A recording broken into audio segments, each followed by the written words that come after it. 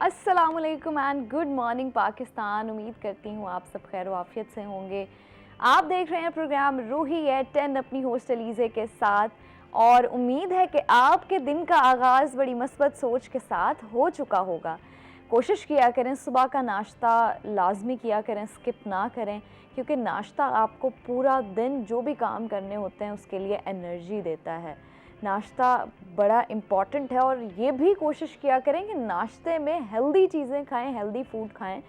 अच्छा, कुछ लोग होते हैं वो लोग पराठा खाते हैं अमूमन, ख़ास तौर पे हमारे कल्चर में ये चीज़ बड़ी कॉमन है कि हम पराठा खाए बगैर घर से नहीं निकलते, या हम पराठा खाते हैं लाजमी। पराठा एक तो आपको लेज़ी करता है, और दूसरा ये कि उसके ऊपर जितना भी ऑयल घी ये सारी चीज़ें होती हैं आपको सुस्त भी बहुत ज़्यादा करती हैं, लेज़ी करती हैं, जो कि आपके दिन में आप जो भी आपने काम करने होते हैं, एक्टिविटीज़ करनी होती हैं, उसमें आपको हेल्प नहीं करते।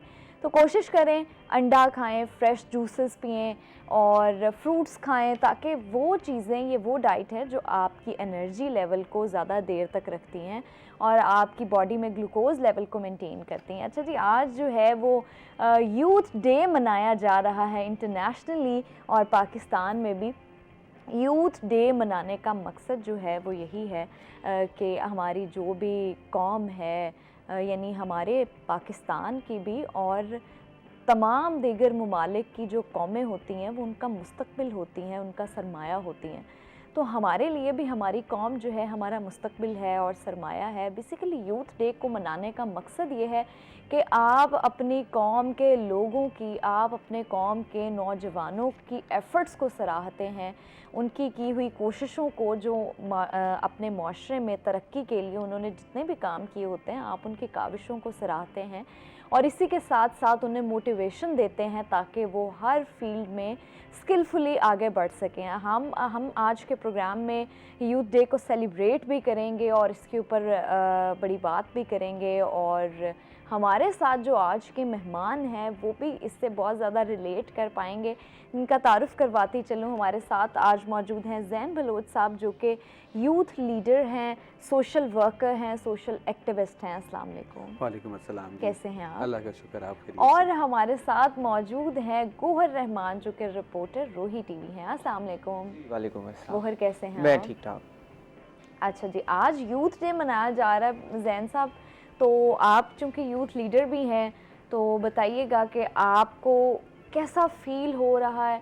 और एक तो जिस बंदे ने यूथ के लिए, वैसे तो हम आम आवाम के लिए, कौम के लिए काम करते हैं, लेकिन स्पेशली दैट स्पेसिफिक पर्सन जिसने आवाम के, कौम के नौजवानों के लिए काम किया हो, उसको वो यूथ डे को कैसे देखता है? थैंक यू सो मच जी, सबसे पहले फॉर इनवाइटिंग मी। एक तो इम्पॉर्टेंट ये है कि ये समझना कि इंटरनेशनल यूथ डे आज हर मुल्क मना रहा होगा, लेकिन जो उसकी सिग्निफिकेंट हमारे मुल्क में है उसमें कई गुना उस वक्त इजाफा हो जाता है जब आपको ये पता चलता है कि more than 68% of your population is based on the youth age group. तो जब आपके मुल्क का इतना बड़ा एज ग्रुप इस ब्रैकेट में फॉल करता है तो आपको ये पता चलता है कि ये एक ऐसा सेगमेंट ऑफ सोसाइटी है जो बहुत ज़्यादा आने वाली तरक्की में भी काम कर सकता है, अपना किरदार अदा कर सकता है, और उसके साथ साथ इसकी से होनी चाहिए, इसका फैसला साजी में किरदार होना चाहिए, इनका ओपिनियंस में किरदार होना चाहिए। एक वक्त तक ऐसा समझा जाता था कि जो हमारी 25 से 30 साल की जो एज ब्रैकेट है वो अपना काम तो ज़रूर कर रही है, वो अपनी एफ़र्ट्स तो ज़रूर कर रही है, लेकिन उसका जो ओपिनियन है उस तरह से नहीं लिया जाता। बट आज के दौर में जब से सोशल मीडिया आया है और उसके अलावा पॉलिटिकल और दूसरी अवेयरनेस आने के बाद काफ़ी ज़्यादा जो राय है अब नौजवानों की, उसको सुना भी जाता है, उसको वेट भी दिया जाता है। एग्जैक्टली। और उसको फिर ओपिनियन के बाद जो फैसला साजी का मामला है वो एक अलग दुनिया है जहाँ पर फैसला साजी होती है, लॉज बनते हैं, रिसर्च होती है। एग्जैक्टली। तो उसमें उनका किरदार मैं जितना पिछले 8-10 साल में मैंने देखा है यूथ के साथ बहुत क्लोजली काम करके, वो उसमें इजाफा हुआ है जो कि बहुत खुश आइंदा है, क्योंकि इसी से ही आपकी मुल्क में आने वाला जो वक्त है उसकी तरक्की में इसका किरदार अदा करेगा। बिल्कुल ऐसा ही है, बिल्कुल इसमें कोई शक नहीं है। कौम का सरमाया है ये नौजवान, हमारी जो नस्ल है, यानी हम भी उनमें शामिल होते हैं। बिल्कुल होते हैं, और इसको हमें हिचकिचाहट से क्यों कह रहे हैं अच्छा, आप? सोशल मीडिया की अभी हम बात कर रहे थे, तो सोशल मीडिया ने चीज़ों को हमारे लिए बहुत आसान भी किया है। सोशल मीडिया ने यंग जनरेशन को एक वॉइस दी है, एक आवाज़ का ज़रिया बना है वो। और आज के टाइम में अगर देखा जाए तो नौजवान, अगर हमारी कौम के नौजवान तमाम लोग मिल के या कुछ एक स्पेसिफिक कम्युनिटी ऑफ पीपल किसी भी चीज़, किसी भी मसले के बारे में आवाज़ उठाते हैं तो उनकी आवाज़ सुनी जाती है। This is the importance when ever I talk about social media. तो ये वो चीज़ है जिसके बारे में मैं हमेशा बात करती हूँ कि सोशल मीडिया ने हमें ये फ़ायदे बहुत ज़्यादा दिए। गोहर, आप भी यूथ डे मना रहे हैं आज, क्योंकि पूरा मुल्क मना रहा है। ख़ास तौर पे हम चूँकि नौजवान नस्ल हैं तो हमारे कुछ मोटिव्स और हैं, हमारे कुछ जो है ना जज्बे वो और हैं। तो आप बताएं कि इस यूथ डे पे आप कैसे देखते हैं कि क्या है ये बेसिकली यूथ डे, आपकी नज़र में क्या है? बिल्कुल, सबसे पहले तो आपका शुक्रिया। आज यूथ डे भी है। जैन बलोच साहब हमारे साथ मौजूद हैं जिन्होंने वाकई यूथ के लिए, अगर कहा जाए साउथ पंजाब में काम किया है तो वो उनमें से एक शख्सियत हैं। मुल्की सतह पर इन्होंने काम किया, चाहे वो नौजवान हो, क्रिकेट के हवाले से हो। यहाँ पे हमने देखा कि क्रिकेट के हवाले से भी कमी पाई जाती थी। मुल्तान सुल्तान की लॉन्चिंग हो, उसका एक नुमाइशी मैच हो, जिसके बाद एक सिलसिला शुरू हुआ, मुल्तान के ग्राउंड आबाद हुए, उसमें इनका बड़ा किरदार है। हमने तो इनको करीब से देखा हुआ है। उसके बाद नेशनली सतह पर बात कर लें तो ये नेशनली सतह पर भी इन्होंने भी बड़ा काम किया हुआ है। यूथ पार्लियामेंट को लेकर पार्लियामेंटेरियंस को इंगेज किया और चारों सूबों को आपस में मिलवाया। जो पार्लियामेंटेरियन आपस में बात नहीं करते थे, क्योंकि उसमें भी बड़ी तादाद नौजवानों की है। तो इसी वजह से है कि क्योंकि 60% जो पाकिस्तान की आबादी है वो यूथ पर मुश्तमिल है। जहाँ पर ये एक अपॉर्चुनिटी भी है, वहाँ पर ये एक चैलेंज भी है। क्योंकि हम सिर्फ यही इसी चीज़ में खुश नहीं हो सकते। ये फिगर हम देखते आ रहे हैं कि पाकिस्तान की आबादी 60% यूथ है और हम सबसे ज़्यादा नौजवान हैं। तो उस नौजवान की डायरेक्शन क्या है, हमने उसे अपॉर्चुनिटीज़ भी उसी लिहाज से देनी है। अगर हमने उसे अपॉर्चुनिटीज़ ना दी तो जो इस वक्त मौजूदा हालात हैं वही हालात हमें आगे भी उस तरह से फेस करने पड़ेंगे। क्योंकि नौजवान जो है वो थोड़ा सा मायूस भी दिखाई देता है, थोड़ा सा नहीं, बहुत ज़्यादा। बस हम ज़रा मुस्बत बात करेंगे क्योंकि सुबह सुबह का टाइम है। ज़रा लोगों को हमने मोटिवेट भी करना है, साथ साथ मोटिवेट करना है। लेकिन देखें, मायूसी की बहुत सारी वजूहात हैं। मायूसी की वजह कहीं ना कहीं हमें, अभी आपने बात की डायरेक्शन की, तो डायरेक्शन इज़ वेरी इंपॉर्टेंट। ख़ास तौर पे अगर हम बात करें कि जब एक बच्चा पैदा होता है तो उसकी डायरेक्शन जो उसको देना शुरू होते हैं, हम घर से देना शुरू हो जाते हैं और हमारे तालीमी इदारे इसमें बड़ा इंपॉर्टेंट रोल प्ले करते हैं। अच्छा, फिर हमारी जो यंग जनरेशन है, आप देख लें कॉलेजेस में चले जाएं, यूनिवर्सिटीज़ में चले जाएं, तो डायरेक्शन तो हमें बेसिकली वहाँ देने की ज़रूरत है नौजवान नस्ल को।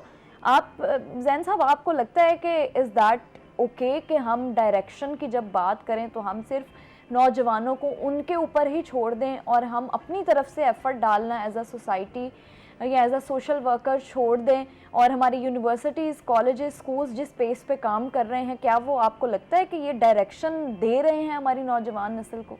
ठीक है, तो मैं इससे ना एक स्टेप पीछे जाऊंगा। आपने कहा ना कि मायूसी है और इन्होंने कहा कि हम सिर्फ पॉजिटिव उसकी बात करेंगे। एक स्टेप अगर आप पीछे जाएं, और ये हम अपनी काफ़ी ट्रेनिंग्स में भी ये गुफ्तगू करते हैं कि जब अल्लाह ताला को पता है कि मैं सब उसकी ज़ात है, सारा कंट्रोल अल्लाह ताला की ज़ात है, लेकिन फिर भी वो कहता है कि तस्बीह करें। और तस्बीह का जो कॉन्सेप्ट है वो क्या है, वो बार बार अपने आप को ये पैगाम देना है कि हाँ एक ज़ात है, हाँ वो शुक्रगुजारी करनी है, मदद कर। तो जब आपको ये तस्बीह करने शुरू कर देंगे कि मसाइल हैं, क्या होगा, किस तरह होगा, तो आप अपने दिमाग को ये पैगाम दे रहे हैं कि सिर्फ आपने फाइट एंड फ्लाइट मोड में रहना है और आपने सलूशन की तरफ नहीं जाना। इसलिए बड़ा इम्पॉर्टेंट है कि आप किस चीज़ की तस्बीह कर रहे हैं, किस चीज़ का जिक्र कर रहे हैं, जो आपका गुफ्तगू का पैटर्न है वही आपका, और ख़ास तौर पे गुफ्तगू का जो पैटर्न होता है, आपका जो इर्द गिर्द का माहौल होता है, उसको वो बिल्टअप करता है। अगर वो हमेशा नेगेटिव रहेगा, मैं बहुत बड़े इदारों के साथ, मल्टीनेशनल्स के साथ काम कर चुका हूँ ट्रेनिंग्स वगैरह के हवाले से, तो सबसे बड़ा मसला उधर यही होता है कि जी हम जितना मर्जी अपने एम्प्लॉयज़ के साथ अच्छा कर लें, बट उधर एक फ़िज़ा ऐसी कायम हो जाती है जिसमें वो इम्पैक्ट नहीं आ पाता। अच्छा, हमारे तो यहाँ वो ज़रूरी है। ऑफिसेज में भी अगर आप देखें, ऑफिसेज में, कॉलेजेस का आप माहौल देख लें, अगर हम स्टूडेंट्स की बात नहीं करते, आप फैकल्टी का माहौल, यहाँ पे पॉलिटिक्स बड़ी कॉमन है। बिल्कुल ठीक है। तो ये जब हमारे अपने बीच ये मसाइल होंगे तो हमने जिस नौजवान को हम अपना सरमाया कहते हैं उसको हम क्या डायरेक्शन दे सकते हैं? अच्छा, एक और मसला ये है कि ये जो पॉलिटिक्स है ना, इसको टैबू समझा जाता है। इसको ये समझा जाता है कि ये हम जैसों के लिए नहीं है, इसके लिए कोई एक अलग इंसान या अलग मखलूक है जो बनी है, जो एक सर्टन कपड़े पहनती है, एक सर्टन पैसा रखती है, वो कर सकती है। ऐसा नहीं है, ऐसा नहीं है। हम इंसान हैं। इंसान आपस में ज़ाहिर है मुख्तलिफ सोच भी रखेंगे, और यही काम हम पिछले 10 साल से कर रहे हैं, जो एक्सेप्टेंस का, टॉलरेंस का, कि देखें आपका और मेरा ओपिनियन फ़र्क हो सकता है। बिल्कुल हो सकता है। आप अपनी राय रख सकती हैं, मैं अपनी राय रख सकता हूँ। हाँ, हम अपने डिफरेंस ऑफ ओपिनियन पे किस तरह से एक पेज पर आ सकते हैं, बजाय इसके कि ये भी बहुत इंपॉर्टेंट है कि आपकी आइडेंटिटी भी चेंज ना हो, मेरी आइडेंटिटी भी चेंज ना हो। उसी आइडेंटिटी को रखते हुए हम एक दूसरे की रिस्पेक्ट किस तरह कर सकते हैं, हम रिश्तों में किस तरह मोहब्बत ला सकते हैं, असल बात ये समझने की है। अच्छा, बैक टू द पॉलिटिक्स। इसी तरह पॉलिटिक्स को बुरा कह कह के हमने असल अमली सियासत में भी जाना छोड़ दिया, और वहाँ एक अलग पॉलराइजेशन शुरू हो गई। तो इसलिए ज़रूरी है कि ये डिफरेंस ऑफ ओपिनियन को समझें। आप सही हैं, मैं भी सही हूँ, लेकिन बताएं मुल्क के लिए क्या करना है, आए उस पर इकट्ठे हो जाते हैं। हो सकता है आप अलिफ जमात की हो, मैं बे का हूँ, लेकिन उससे फ़र्क नहीं पड़ना चाहिए। उसका जो एंड गोल होना चाहिए वो यही होना चाहिए। इंटरेस्ट एक है। इंटरेस्ट इस वक्त एज अ नेशन आपका यही होना चाहिए। अच्छा, कि आप मुल्क को कैसे आगे आपको क्या लगता है कि अभी हम बात कर रहे हैं नौजवान नस्ल की, तो आपने बताया कि सोशल मीडिया ने उन्हें बड़ा फ़ायदा भी दिया है, एज दिया है, एंड नो डाउट दिया है। तो सोशल मीडिया के थ्रू या फिर ओवरऑल अगर देखा जाए तो हमारी यूथ को चैलेंजेस का सामना है बहुत। तो आपको क्या लगता है कि जो बेसिक चैलेंजेस हैं आज के दौर में, बुनियादी और बड़े आम, वो क्या है हमारी नौजवान नस्ल के लिए? देखें, किसका अगर एक्सपोजर ज़्यादा कर दिया जाए और ज़रूरत से ज़्यादा कर दिया जाए तो वो हमेशा नुकसानदेह होती है। इन आर केस हुआ ये है, जो हमारी जनरेशन जो इस वक्त एग्जिस्ट करती है, उसका एक वक्त तक ये गिला रहा था कि हमें मौका नहीं दिया जाता बोलने का। हाँ। अब मसला ये है कि अब उनको इतना मौका मिल गया है कि वो अब अपने पिछले बदले भी उतार रहे हैं। उससे क्या होता है कि आप पोलराइज कर देते हैं। अच्छा ज़ैन साहब, हम बात कर रहे थे उसके बारे में, यूथ के बारे में, और मेरा थोड़ा डिफरेंस ऑफ ओपिनियन है, उसको भी हम डिस्कस करेंगे। लेकिन चूंकि मौसम की सूरत हाल भी ऐसी है तो हम जान लेते हैं वेदर। अहमद ख़ान हमारे साथ हैं। जी अहमद, बताइएगा।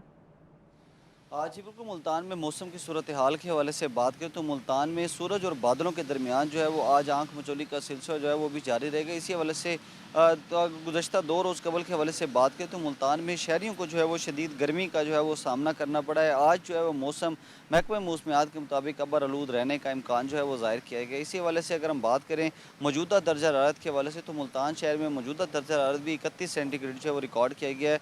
महकमा मौसमियात के मुताबिक आज कम से कम दर्जा हरारत जो है वो 30 सेंटीग्रेड जो है वो रिकॉर्ड किया गया, और ज़्यादा से ज़्यादा दर्जा हरारत 38 तक जाने का इम्कान जो है वो ज़ाहिर किया गया। इसके साथ साथ अवामी नमी के तनासुब की बात करें, अवामी नमी का तनासुब भी 60% जो है वो रिकॉर्ड किया गया है। महकमा मौसमियात का ये कहना है कि आइंदा 24 घंटों के दौरान मुल्तान शहर में मौसम जो है वो खुश्क रहने का इम्कान जो है वो ज़ाहिर किया गया है। बारिश की जो है वो कोई पेशन गोई नहीं की गई। अगर हम बात करें आइंदा 48 घंटों के दौरान के हवाले से तो आइंदा 48 घंटों के दौरान मुल्तान समेत जनूबी पंजाब भर में मौसम जो है वो भी खुश्क रहने का इम्कान जो है वो ज़ाहिर किया गया और अबर आलूद रहेगा। गर्मी की शिद्दत जो है वो कम तो हो रही है, लेकिन हब्स की वजह से जो है वो गर्मी की शिद्दत जो है महसूस हो रही है। तेज़ हवाएँ जो हैं वो भी मुल्तान शहर में चलने का सिलसिला जो है वो भी शुरू हो चुका है। और इसके साथ साथ जैसे ही बदलते मौसम के साथ और जैसे जो है वो हब्स की वजह से जो है वो इसी हवाले से तिबी माहिरीन का भी कहना है कि शहरी जो है वो एहतियाती तदबीर पर अमल करें ताकि हब्स के और जैसे गर्मी से पैदा होने वाली बीमारियों से बचा जा सके। जी शुक्रिया अहमद, आपने हमें वेदर के बारे में अपडेट दी है। अच्छा, मौसम अगर बात कर लें हम मौसम की, तो अब आज जब मैं आई हूँ सुबह तो हवा वाकई बड़ी ठंडी चल रही थी और बड़ा अच्छा महसूस हो रहा था, फ्रेश फील हो रहा था। मौसम का भी बड़ा ताल्लुक़ है ना आपके मूड से, आपके नीयत से, आपके दिल से, दिमाग से, कैसे कनेक्ट कर जाता है। मौसम अच्छा हो तो आप अगर गुस्से में भी हो तो आपका दिल चाहता है कि आप लोगों के साथ बैठें, उनके साथ चाय पिएं, उनके साथ बातचीत करें। तो ये बड़ा इम्पॉर्टेंट है कि वेदर आपका अच्छा। और हमारे ख़ास तौर पे जनूबी पंजाब और ख़ास तौर पे मुल्तान की बात करें तो मौसम यहाँ पे कभी कभी ही हमें अच्छा देखने को मिलता है। तो कोशिश किया करें जब मौसम अच्छा होता है तो अपने घर वालों के साथ, अपने आसपास के लोगों के साथ चाय पिया करें, इंजॉय किया करें और कोशिश किया करें कि पार्क्स में या अपने घर वालों के साथ बाहर निकल के कुछ कोई ना कोई एक्टिविटी प्लान किया करें। कि हमारे यहाँ ये भी बड़ा गैप है ना, जनरेशनल गैप होने की वजह से थोड़ा सा गैप ये भी आ जाता है। ऐसा ही है जैन साहब? अच्छा, मैं ना इसी बात से मुझे बात याद आ गई। मैं लंदन में एक दोस्त के साथ पार्क में, वहाँ पे क्योंकि मौसम हमेशा ही अच्छा होता है तो उसने कहा यार देखो आप लोग घर से निकलते नहीं हो, पार्क्स में नहीं जाते, देखो हम तो। मैंने कहा यार तो, और उस दिन वहाँ पे 26-27 था, देखिए कितना सनी वेदर है। मैंने कहा जिस वक्त आप इसको 49 करेंगे तो मैं आपसे पूछूंगा कि आप पार्क्स में जाते हैं या नहीं। बिकॉज ज़ाहिर हमारा इलाका गर्म है, लेकिन फिर भी देखें हमारे मिजाज ठंडे हैं, हम रेजिलियंट फिर भी ज़्यादा हैं, हम आदी हो चुके हैं ना। रेजिलियंस है ना, हम उस रेजिलियंस ने ही ये बताया कि बेशक मौसम गर्म हो, आपको अंदर से ठंडा रहना है। और ख़ास तौर पे हम मुल्तान के लोग तो वैसे भी मशहूर हैं कि मुल्तान ये पूरी हमारी जनूबी पंजाब की जो पट्टी है कि ये बड़ी मीठी सराइकी जो पट्टी है और ये बड़े मिलनसार लोग हैं। क्योंकि मेरा काम ऐसा है कि मुझे पूरी दुनिया में भी ट्रैवल करना होता है और ख़ास तौर पे पाकिस्तान के मुख्तलिफ़ शहरों में, मुख्तलिफ़ इलाकों में। तो वो ये हर तरफ से ये बात यूनानिमसली आई कि जी जो मेहमान नवाज और मिलने वाले लोग हैं वो जनूबी पंजाब के। अच्छा गौहर, मुझे बताइएगा, आज़ादी का जो दिन है ख़ुसूसी जो हम मनाते हैं वो भी करीब करीब आता जा रहा है। वैसे तो अगस्त के शुरू में ही जो है वो तकरीबात का सिलसिला शुरू हो गया था। मुझे बताइएगा मुल्तान में इस वक्त किस तरह की तैयारियां चल रही हैं, कैसा सिनेरियो है, रोड्स पे कैसा रश है, और जो हमारी यंग जनरेशन है ख़ास तौर पे क्या मोटिवेशन है उनकी आंखों में, क्या कौन सी रोशनी की ऐसी किरण दिखाई देती है जो वो इस आज़ादी पे मनाना भी चाह रहे हैं, सेलिब्रेट करना चाह रहे हैं? अलीज़े, इस बार जो योम आज़ादी है वो थोड़ा सा मुख्तलिफ है। हम अपना योम आज़ादी तो मना रहे हैं लेकिन ये एक जश्न भी है, सेलिब्रेशन भी है, जो एक फ़तह के हवाले से जो हमारी पेंडिंग थी वो चल ही रही है, लेकिन अब उसे हम सरकारी सतह पर भी मनाने जा रहे हैं। वो मार्का हक जो हमने एक फ़तह किया और दुश्मन को हमारी पाक अफवाज ने, आर्मी ने जिस तरह से मुंह तोड़ जवाब दिया, अभी तक वो उससे संभल नहीं पाया, अभी तक वो फैसला नहीं कर पाया कि उसने पाकिस्तान के 3 तैयारे गिराए थे, 5 गिराए थे। अभी उसे कभी ख्वाब में आता है तो वो बयान आ जाता है जी हमने 6 गिराए थे। तो अभी तक वो अपने भी एस्टिमेट नहीं लगा पा रहे उनके साथ क्या हुआ है। तो वो संभल नहीं पाया है और पूरी दुनिया में जो हमारे दुश्मन की, उसको आज़ादी के दिन में सेलिब्रेट लाजमी करेंगे। बिल्कुल बिल्कुल, ये क्योंकि जो दुश्मन है उसने हर तरह से हमारे ऊपर वार किया है, वो चाहे हमारी सरहदों के हवाले से हो, चाहे वो सरहदों के अंदर दाखिल होकर हो, चाहे वो हमारे बलूचिस्तान के हवाले से हो, हर जगह से वो वार कर रहा है। तो उसका जवाब यही हो सकता है कि हम उसको एक बनकर, एक कौम बनकर जवाब दें, तो तब ही हम, और हमने देखा भी इंटरनेशनली सतह पर जिस तरह से हमारी पजीराई हो रही है और पाकिस्तान की जो डिप्लोमेसी है उसको किस तरह से फारतकारी है। अच्छा देखिए, इसमें भी गौहर नौजवान नस्ल ने कितना रोल प्ले किया है। जब ये दिन चल रहे थे उसमें सोशल मीडिया पे आप देखते हैं तो हर बड़े से बड़ा इन्फ्लुएंसर, हर छोटे से छोटा इन्फ्लुएंसर जिसकी पब्लिक प्रोफाइल नहीं भी है वो भी वीडियोस, तस्वीरें और ये चीज़ें शेयर कर रहे थे, लोगों को अवेयरनेस दे रहे थे, लोगों के साथ खड़े थे। तो हमारी नौजवान नस्ल उस दिन भी पीछे नहीं हटी। लीजिए, हम हैं सहाफ़ी, हम ना एक इमेज का ना एक दूसरा रुख भी देखते हैं। बिल्कुल। अब जब ये हमारे दुश्मन ने एक प्री प्लान एक कार्रवाई की तो उसे नज़र आया कि हमारी कौम ना तकसीम नज़र आती है सियासी तौर पर।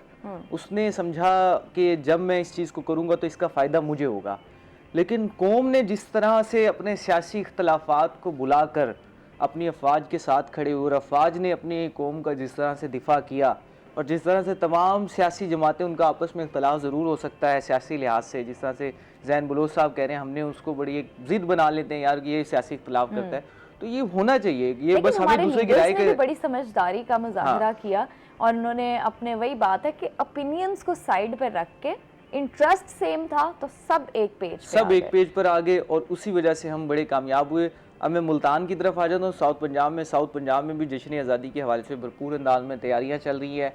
तमाम जो सरकारी इमारतें हैं उन पर चिरागा किया जा रहा है, खूबसूरत झंडे लगाए जा रहे हैं। अच्छा, आप बता रहे थे कि जश्न आज़ादी की तैयारियां कैसी चल रही हैं? बिल्कुल जी, तमाम सरकारी इमारतों को सजा दिया गया है। मुल्तान में भी सबसे बड़ी building state bank of Pakistan की है, उसे भी सजा दिया गया है। और दरबार शाहरुख ने आलम, ये क्योंकि सयाहती मकामात भी हैं, पूरे जनूबी पंजाब भर से लोग, क्योंकि एक पब्लिक हॉलीडे होती है तो पूरे साउथ पंजाब के जो 12 डिस्ट्रिक्ट्स हैं वहाँ से लोग मुल्तान का रुख करते हैं। मुल्तान का घंटा घर आपको 14 अगस्त पे, भाई आपने जाना नहीं है, मैं ये बता रहा हूँ, अगर आप फैमिली के साथ हैं तो फिर हमें ना कहना कि हमने आपको बताया नहीं है, क्योंकि वो फुल पैक होगा, क्योंकि वहाँ पे रैलियाँ भी आनी है और शाम के वक्त पे एक तफरीह का पॉइंट भी है, लोग जश्न मनाने के लिए भी निकलते हैं। अच्छा, हम यहाँ से ये गुलगश्त में आप जाएं तो ये फ्लाईओवर के नीचे, अच्छा उसके बाद जहाँ पे मेट्रो है वहाँ पे आप देखें झंडे लगे हुए हैं हर जगह पे, और वो एक बड़ा अच्छा एक व्यू है। हाँ, तो वो एक बड़ा अच्छा एक एक्टिविटी भी है और लोगों के लिए, जिस तरह मुझे ये स्टेप जो था वो गवर्नमेंट का बड़ा अच्छा भी लगा कि आप जैसे ही अगस्त का महीना शुरू हुआ आपने लोगों को, और ख़ास तौर पे अब जब हम नौजवान नस्ल की बात करते हैं तो बच्चों से ही आगे ये जनरेशन आगे जाती है, तो बच्चों के माइंड में जो डायरेक्शन और जो कॉन्सेप्ट जा रहा है वो बड़ा अच्छा है। बिल्कुल जी, ये अभी ये देखिए मेरे पास भी एक झंडा लगाया हुआ है मैंने और ये मैं आपसे पहले ना एक इवेंट पर मौजूद था, वहाँ पे एक दावत इस्लामी है हमारे यहाँ पे, एक मजहबी जमात है, उसने एक बड़ा अच्छा इनिशिएटिव लिया है, मैं जिक्र कर दूँ ये जश्न आज़ादी के हवाले से ही। उन्होंने कहा है जी कि आप झंडे के साथ साथ ना एक जो है ना सब्ज़ हमारा झंडा है तो एक सब्ज़ पौधा भी लगाएं। तो उन्होंने 10 लाख पौधों का हदफ रखा है और उसके लिए पूरे मुल्क में उन्होंने बेवक्त वक्त जो है शजरकारी शुरू की है। उन्होंने कहा है कि ये माह अगस्त में ये हम हदफ को पूरा करेंगे। तो ये चीज़, इस तरह की चीज़ें हैं जो झंडे के साथ साथ अगर हम इन चीज़ों की तरफ आएँ, जिस तरह से हमने आपके प्रोग्राम में डिस्कस किया है माहौलियाती मसाइल के हवाले से, इन्वायरमेंटल मसाइल के हवाले से, तो हम इन पर काबू पा सकते हैं, इन पर काबू पा सकते हैं। बिल्कुल ऐसे ही। अच्छा जैन साहब, आपको क्या लगता है, हम नौजवान नस्ल के चैलेंजेस के बारे में बात कर रहे थे कि आज के टाइम में उनको किन चैलेंजेस का सामना है, प्लस ये कि आपने हमारी नौजवान नस्ल के लिए क्या ऐसे काम किए हैं जिन पे आपको लगता है कि यानी यू आर सेटिस्फाइड। एक होता है ना कि इंसान अगर कोई एक काम कर देता है तो वो दिली तौर पे मुतमईन हो जाता है कि मैंने ज़िंदगी में ये काम कर लिया तो I am satisfied now. I think अभी सेटिस्फेक्शन आ गई तो फिर आगे आने वाली ज़िंदगी में क्या करेंगे, वो जो एक इत्मीनान होता है ना। हाँ, वो ज़रूर है, इत्मीनान होता है आपको अपने काम पे कि ये जो मैंने काम कर दिया ना, अब मैं सुकून में हूँ। मुझे ये लगता है कि वो जो एक तश्नगी है वो रहनी चाहिए, लेकिन आपकी बात जो है उस पे जैसे गौहर बता रहे थे, बहुत सारे ऐसे इनिशिएटिव्स हैं जो मैंने, मेरी टीम ने और मुख्तलिफ पार्टनर्स ने हमने मिलकर ना सिर्फ साउथ पंजाब बल्कि पूरे पाकिस्तान में किए। ख़ास तौर पे उसमें जो सबसे मुझे लगता है इम्पॉर्टेंट था, उसकी डिटेल में जाने से भी पहले, जैसे अभी गौहर कह रहे थे ना कि पौधा लगा देना चाहिए, हमने हमेशा जो काम किए हैं वो ऐसे किए हैं कि आप सिर्फ एक पौधा लगाएं। यानी मैं अभी प्रोफेशनल लाइफ में नहीं आया था, आई वॉज इन यूनिवर्सिटी, मैं प्रेसिडेंट था ड्रामेटिक सोसाइटी का, तो हमने ऐसी एक्टिविटीज़, ऐसे इनिशिएटिव्स उस वक्त स्टार्ट करके लोगों को डिज़ाइन करके दे दिए जो कि अब तक लोग उसको करते आ रहे हैं। यूथ का मसला सिर्फ यही है कि आप जब तक उसको इंगेज नहीं रखेंगे तब तक उसको डायरेक्शन नहीं मिलेगी। इसलिए यूथ इंगेजमेंट जो है वो बड़ी ज़रूरी है, बड़ी इम्पोर्टेंट है। तो हमने बहुत सारी सतह पर ना सिर्फ कॉलेजेस, यूनिवर्सिटीज़, बल्कि उनको नेशनल लेवल तक हमने यूथ को इंगेज किया। बिल्कुल। अच्छा जैन साहब, आपने पार्लियामेंटेरियंस के साथ भी काम किया है पॉलिसी रिसर्च पे, तो वो भी बताइएगा कि वो कैसा तजुर्बा था। मैं समझता हूँ, मैं उसी की तरफ आने लगा था, ये सबसे ज़्यादा इम्पॉर्टेंट और मुझे लगता है वो बहुत एक्साइटिंग काम था। क्योंकि हम पीस पे और टॉलरेंस पे काम करते आए हैं, और किस तरह से ये पोलराइजेशन कम करनी है, इस पे हमारा बहुत काम रहा है। और ख़ास तौर पे यहाँ पे मैं जिक्र करूँगा जो हमारा रियासत का एक नैरेटिव है पैगाम पाकिस्तान, उसके साथ मैंने काफ़ी एफिलिएट रही है और मिलकर काम किया है। उसमें हमने क्या किया कि 8-10 साल जब हमने काम किया ग्रास रूट में कम्युनिटी के साथ, नौजवानों के साथ, तो हमें ये गैप नज़र आया कि इनकी जो सोच है या इनके जो मसाइल हैं वो हमें तो ये बता देते हैं और हम भी सुन लेते हैं, लेकिन वो कहते हैं ना, गुफ्तन नशिस्तन बर्खास्तन कब तक चलेगा।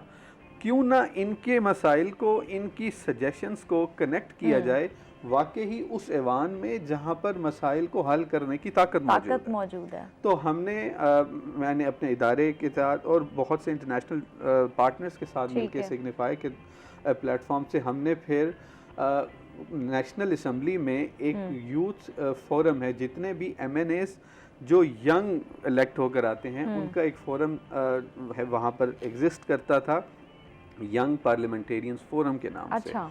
तो जितने भी नौजवान MNA पूरे पाकिस्तान से इलेक्ट होकर आते थे वो उस यंग पार्लियामेंटेरियंस फोरम का हिस्सा बनते थे। तो हमने उन यंग पार्लियामेंटेरियंस फोरम के जो MNAs थे उनको इंगेज किया थ्रू नेशनल असम्बली, और उन्हें ये कहा कि देखें, आपको नौजवान अगर आप यहाँ इलेक्ट होकर आए हैं तो सबसे ज़्यादा आप पर ये जिम्मेदारी है कि आप वापस नौजवान की खिदमत करें। तो हमारा इदारा मुख्तलिफ नौजवान पूरे पाकिस्तान की यूनिवर्सिटी से मुख्तलिफ नौजवानों को आपके साथ कनेक्ट करेगा, डायलॉग्स आप लोगों के होंगे, उसमें उनके आप मसाइल सुने और वाकई ही वो गुफ्तगू और वो डिबेट और वो पॉलिसी रिसर्च, वो लॉज बनाएं जिनकी इन नौजवानों को ज़रूरत है।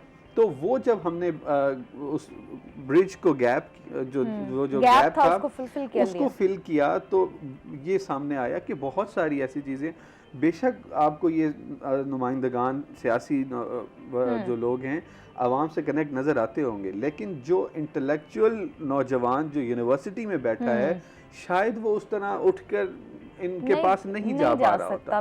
तो उनको जब हमने कनेक्ट किया और फिर उसको हमने Pakistan institute of parliamentary services एक इदारा है जो सिर्फ पॉलिसी और रिसर्च का काम करता है टू मेक द लॉज, तो उनके साथ जब कनेक्ट किया तो फिर ये समझ आई कि ये पूरा एक साइकिल है जिसको हम मिस कर रहे थे, यूथ की सजेशन, पॉलिसी का काम और फिर उन पॉलिसीज़ को इम्प्लीमेंट करना इन द पार्लियामेंट के वो कानून साजी की जाए जिसके लिए आप MNA बन के आते हैं ना। अब मसला ये है कि हमें ये लगता है MNA से आपने सिर्फ गली नाली सड़क बनवानी है, ये MNA का काम नहीं है, ये बल्दियाती काउंसलर नाजिम नायब नाजिम का काम है। MNA से आपने कानून साजी करवानी है। तो ये अवेयरनेस हमने फिर दोनों सतह पर, उनके लेवल पर भी, नौजवानों के लेवल पर और कम्युनिटी के लेवल पर भी दी, और साथ साथ जो हमारे कम्युनिटी के मसाइल थे उन तक पहुंचाए और उनकी रसाई आसान की। मैं समझता हूँ ये बड़ा एक्साइटिंग काम था, और उसमें फिर हमने ख़ास तौर पे जो SDG 16 है जो कि पीस पर काम करता है, स्ट्रेंथनिंग द इंस्टीट्यूशन पर काम करता है, उसकी भी हमने वहाँ पर एक कमेटी नोटिफाई कराई, उसने बड़ा एक्टिवली काम किया। अब वही बात है, पौधा लग गया था। अब हमारा तो वो इनिशिएटिव 6-8 महीने, साल, 1.5 साल का था, वो कंप्लीट हो गया, लेकिन आज भी गवर्नमेंट बदल गई, सब कुछ बदल गया, लेकिन वो सेटअप उसी तरह से सस्टेन कर रहा है और चल रहा है, और उसका जो फ़ायदा है हम सबको मिल रहा है। तो ये मुझे लगता है एक बड़ा इंपॉर्टेंट इनिशिएटिव। बिल्कुल ऐसा, ये इम्पॉर्टेंट भी है और आपके दिल के करीब भी होगा ये, क्योंकि जिस चीज़ वो कहते हैं ना, आप अगर कोई बिजनेस है या कोई भी ऐसी चीज़ है, आप उसको अपने हाथ से जब बनाते हैं और ग्रो करता देखते हैं तो वो सेटिस्फैक्शन का लेवल ही कुछ और होता है। लीजिए, एक तो ये मेरे बहुत सारे दोस्त हैं माशाल्लाह, बहुत कामयाब एंटरप्रेन्योर्स हैं, बिजनेसमैन हैं, वो काउंट करते हैं तो उनको एक नंबर मिलता है कि इतने मिलियंस बिलियंस बना लिए। जब हम काउंट करते हैं तो हम बताते हैं कि हमने इतने थाउजेंड्स ऑफ लाइव्स को मोटिवेट किया, इतने हजारों सैकड़ों लोगों की जिंदगी को बदलने में अपना किरदार। थाउजेंड्स ऑफ पीपल आगे जाके कितने लोगों को सर्व कर रहे हैं। आप हमारा एक इनिशिएटिव था टुगेदर फॉर टॉलरेंस के नाम से। इन 2015-16 हमने पूरे पाकिस्तान में उसकी एक कैंपेन की। हमने अपनी वो लेक्चर्स थे, टॉक्स थी, वो की और हम आगे बढ़ते रहे। आज 10 साल गुजरने के बाद हमें कभी दुनिया के किसी मुल्क में कोई, मैं एक जगह पे गया, उधर मुझे किसी ने मैसेज किया, सर मुझे पता चला है कि आप इस मुल्क में आए हैं। मैंने आपके उस सेशन से अटेंड करने के बाद इस सोशल सेक्टर में आया था और आज मैं यूएन के इस डिपार्टमेंट में कतर में काम कर रहा हूँ, इस मुल्क में कर रहा हूँ। तो जब आप लोगों की ज़िंदगियाँ बदलते हुए देखते हैं और पॉजिटिव इम्पैक्ट देखते हैं अपने काम का, तो ज़ाहिर है अच्छा फील। ऐसा ही। अच्छा गौहर, मुझे ये बताइएगा कि चूँकि आपकी बीट जो है वो हेल्थ से रिलेटेड है, तो मैं उस पर ज़रा बात करना चाहूँगी कि अभी रिसेंटली आप देखें कि वैसे तो निश्तर हॉस्पिटल की सिचुएशन तमाम लोग जानते हैं, बखूबी वाकिफ़ हैं कि निश्तर हस्पताल में जितना रश होता है और जो भी सिनेरियो है, लेकिन वहाँ पर जो दिल के मरीज़ों के लिए दवाइयाँ लेने का जो सिलसिला था ना, वो मज़ीद ख़राब हो गया। आप देखें इतनी गर्मी में, इस टेम्परेचर में, जहाँ हम एसी में भी बैठते हैं तो हमें महसूस होता है कि नहीं गर्मी है, वहाँ पे जब लोगों को इतनी धूप में खड़े होना पड़ता है, इतनी गर्मी में खड़े होना पड़ता है, फिर उनमें से बहुत सारे लोग मरीज़ होते हैं और वो भी कार्डियक पेशेंट्स जिनके लिए गर्मी वैसे ही बड़ी नुकसानदेह। तो दवाइयों के लिए उन्हें धक्के खाने पड़ते हैं जगह जगह के निश्तर हॉस्पिटल में। तो क्या इसमें इंतज़ामिया क्या कर रही है, और खसूसी तौर पे अगर देखा जाए तो एमएस कहाँ है, एमएस इस वक्त क्या कर रहे हैं निश्तर हॉस्पिटल? बिल्कुल जी, निश्तर के हवाले से हम बारहा आपके प्रोग्राम में इस मसले को उठा चुके हैं। लेकिन आज मैं इस चीज़ का क्रेडिट भी दूंगा आपकी पूरी टीम को भी, क्योंकि हमने इस मसले को उठाया और मुसलसल 1 महीने से हमने इसको रिपोर्ट किया और इसके ऊपर वज़ीर आला पंजाब मरीम नवाज़ ने नोटिस लिया है निश्तर के जो हालात हैं उनके ऊपर, और उसके ऊपर मरीम नवाज़ की जानिब से कमिश्नर मुल्तान आमिर करीम ख़ान को हिदायत की गई है, डिप्टी कमिश्नर को, और लाहौर से खुसूसी तौर पर टीमें भेजी गई हैं। और जो इस वक्त जो निश्तर में सर्विलेंस चल रही है मरीज़ों के हवाले से, जो हम निशानदेही करते थे कि दवाएं कहाँ जाती हैं, इतना बड़ा बजट होता है, तो उन लोगों को भी गिरफ्तार किया गया है, वो गिरोह भी पकड़ा गया है। इसके साथ साथ जो डॉक्टर्स ड्यूटी पर नहीं आते थे उनके खिलाफ भी एक्शन हुआ है। इसके साथ साथ मैं आपको एक और चीज़ बताऊँ, एक बड़ा मसला था, डॉक्टर्स अपनी सहूलत के लिए दवाएं मरीज़ को बाहर से लिख कर दिया करते थे, तो उसके ऊपर भी एक्शन हुआ है और 2 जो डॉक्टर्स थे उनको जो है वो मुअत्तल कर दिया गया है। इसके साथ साथ जो एमएस की आपने बात की है, एमएस के हवाले से अब आपको जो निश्तर के एमएस हैं वो खुद भी सर्व करते हुए नज़र आएंगे। उन्होंने गुज़िश्ता रोज़ एमरजेंसी का विज़िट किया, वहाँ पे उन्होंने जाकर खुद भी बड़े कोई अरसे बाद उन्होंने खुद भी ड्यूटी की है। तो ये इसका क्रेडिट है, हमारे सर्विलेंस हो रही है सख्त। और जहाँ पर आप करें कार्डिक की बात, ये है मुल्तान का इंस्टीट्यूट ऑफ कार्डियोलॉजी, क्योंकि ये कार्डिक के हवाले से बड़ा मशहूर है। निश्तर के हालात तो कहीं बेहतर होने लगे हैं, लेकिन जो कार्डियोलॉजी अस्पताल है उसके हालात बहुत बुरे हैं, बहुत बुरे। मैं आपको बता नहीं सकता, मैं खुद विटनेस कर चुकी हूं। वहाँ पे दिल के मरीज वहाँ पर जाते हैं और आपको कहते हैं ना ये दिल का मामला है, लेकिन वहाँ पर जो दिल के मामले में भी जो दिल के साथ हो रही वो अच्छा नहीं हो रहा। वहाँ के जो एमएस हैं रियाज मुस्तफ़ी साहब, हमने उनसे बारहा निशानदेही भी की है, लेकिन मैं कहता हूँ कि उनके तो कुछ होता ही नहीं है जी। बाहर हम बात कर रहे थे कि आपने बताया कि सख्ती बड़ी हो गई है और आवाम के लिए जो है वो चलें थोड़ी बहुत आसानी तो हुई है। इसी के साथ कॉलर है हमारे साथ, एक लाइन पर कॉल ले लेते हैं। अस्सलाम वालेकुम। अस्सलाम वालेकुम। जी वालेकुम सलाम। क्या नाम है आपका? मोहम्मद आफ्ताब बात कर रहा हूँ। अच्छा आफ्ताब, बताइए क्या कहना चाह रहे हैं आप? जी मैडम, मेरा सवाल ये था कि आज हमारे हुनरमंद नौजवान जैसे कि डिजिटल स्किल या दीगर कोर्स मुकम्मल तो कर लेते हैं, लेकिन आगे अमली काम शुरू करने के लिए वसाइल जो सरमाया नहीं होता उनके पास, कुछ के पास। तो आपके ख्याल में ऐसे नौजवानों को बगैर ज्यादा सरमाया लगाए रोजगार शुरू करने के लिए कौन सा आसान और मौसर तरीका क्या करना चाहिए? ठीक है जी, बहुत शुक्रिया आपकी कॉल का। जी जैन साहब बताइएगा, आपके लिए एक अहम सवाल उन्होंने पेश किया है, तो आप ज़रा जवाब दे दें उसका। बिल्कुल ठीक है। आफ्ताब का जो सवाल है, मुझे लगता है कि हम 67% ऑफ द यूथ कह रहे हैं, उसमें से 57% का यही सवाल, यही प्रॉब्लम है। देखें आज जिस दौर में हम आ गए हैं, आज ये सवाल टेलीफोन करके टीवी शो पे बनता ही नहीं है।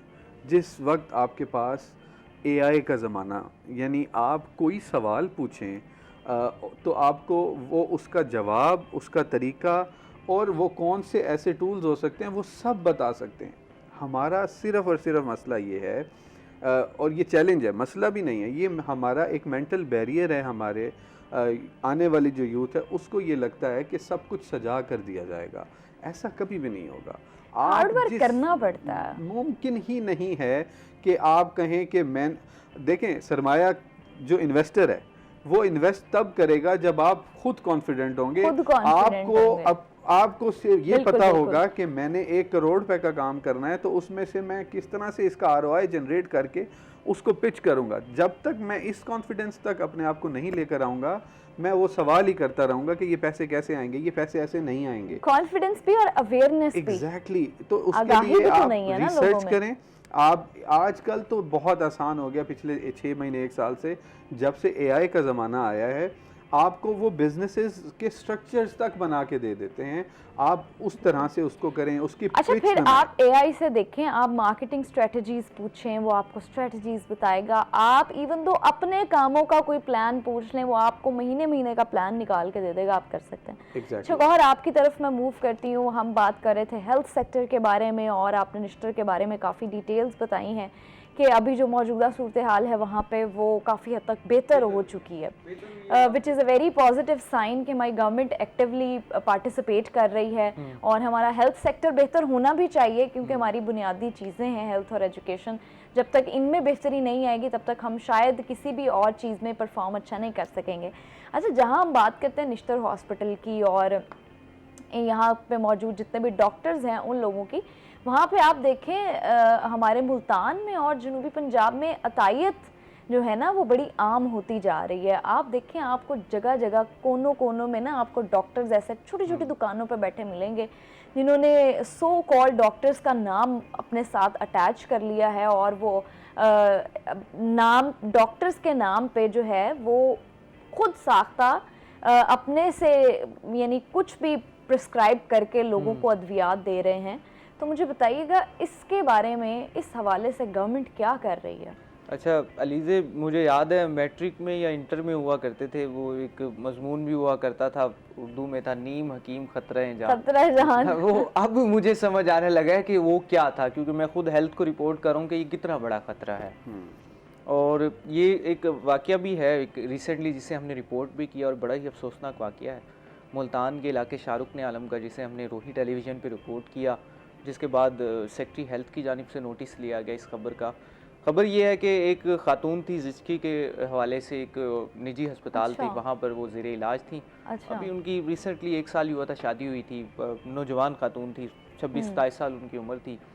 तो ज़िचकी के दरमियान डॉक्टर्स की जानिब से लापरवाही बरती गई है, तो वो खातून अपनी जान की बाजी हार गई।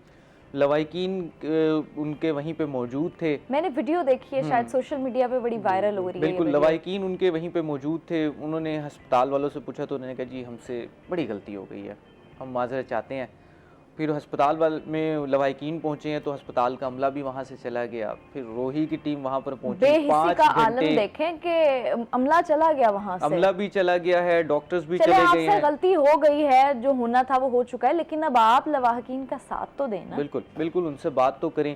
वो इस तरह से ये वाकया पेश आया है और एक जान चली गई है। और ये मैं आपको ये कोई मुल्तान का मुज़ाफ़ाती इलाका नहीं बता रहा, ये मैं वो शहर का इलाका बता रहा हूँ जो चंद एक अगर नाम लिए जाए मुल्तान के तो ये उनमें से एक इलाका है। मुल्तान का इलाका शाहरुख ने आलम, किसको नहीं पता यार, जहाँ पे हेल्थ के दफातर नहीं है, जहाँ पे सेक्रेटरीज के विजिट नहीं होते, जहाँ पे डिप्टी कमिश्नर के नहीं होते, CO हेल्थ के नहीं होते, मेन इलाका है। हाँ, तो वहाँ पर ये सूरत हाल है, तो आप अंदाज़ा लगा सकती हैं कि मुज़ाफ़ाती इलाकों में क्या सूरत हाल होगी।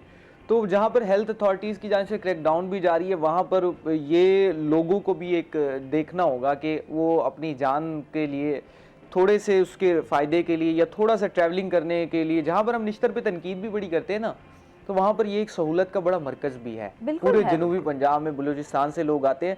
मैं जहाँ पर हम तनकीद करते हैं, निश्तर पर तनकीद करते हैं, कार्डियोलॉजी पे तनकीद करते हैं, एक मुल्तान का डिस्ट्रिक्ट अस्पताल है शहबाज शरीफ, मेरी अगर कोई मुझसे पूछता है तो अभी भी मेरी रिकमेंडेशन ये हॉस्पिटल्स होते हैं। मैंने बहुत सारे लोगों को देखा है वो प्राइवेट हॉस्पिटल्स के निस्बत आपको रिकमेंड करते हैं कि आप निश्तर जाएं। बिल्कुल, वहाँ पर जो भी आपका केस होगा, क्योंकि उनकी रूटीन सर्जरीज होती हैं, वो उनको रूटीन लेते हैं और बड़े एक्सपर्ट्स हैं, गवर्नमेंट उसके ऊपर सर्व करती है। बड़े वो प्राइवेट हॉस्पिटल तो उनका एक डॉक्टर भी अफोर्ड नहीं कर सकता जितने एक्सपेंस उस एक डॉक्टर के होते हैं। तो ये हालात हैं, हमने इसके ऊपर आवाज़ भी उठाई है, जिसके ऊपर सेक्रेटरी हेल्थ जनूबी पंजाब और पंजाब ने नोटिस लिया है। इस मामले की इंक्वायरी का हुक्म दिया है, 3 दिन में रिपोर्ट भी तलब की है। इसके साथ साथ जो हेल्थ अथॉरिटी है उसने कहा है कि फौरी तौर पर जो अतायत के जो अड्डे चल रहे हैं, जो मामलात चल रहे हैं, नीम हकीम जो बैठे हुए हैं, इनके खिलाफ क्रैकडाउन किया जाए। चलें, बहुत बहुत बेहतर है। जैन साहब, आप आखिरी क्या पैगाम देना चाहेंगे, क्योंकि वक्त हमारे पास बहुत शॉर्ट है, तो शॉर्टली बताइए कि आज यूथ डे भी है, तो आप हमारी नौजवान नस्ल को ख़ास तौर पे क्या पैगाम देना चाहेंगे, उनकी मस्बत सोच और उनकी यानी आप उनको किस तरह से बेहतरी का रास्ता रिकमेंड कर सकते हैं? एक तो ये कि हमें जिस तरह हमने पॉजिटिविटी का और मुत्तहिद होने का मुजाहरा बयानुल मरसूस के वक्त पे किया था, मुझे लगता है कि हमें नौजवान नस्ल को अब ये तहैया कर लेना चाहिए कि हमें मुल्क जो है वो सबसे आगे रखना होगा। और ख़ास तौर पे अब जब इस दुनिया में मईशत की बेसिस पे मुल्कों को देखा जाता है, तो मुझे नौजवान को ये कहना है कि आप इकॉनमी में जो किरदार है वो अदा करें।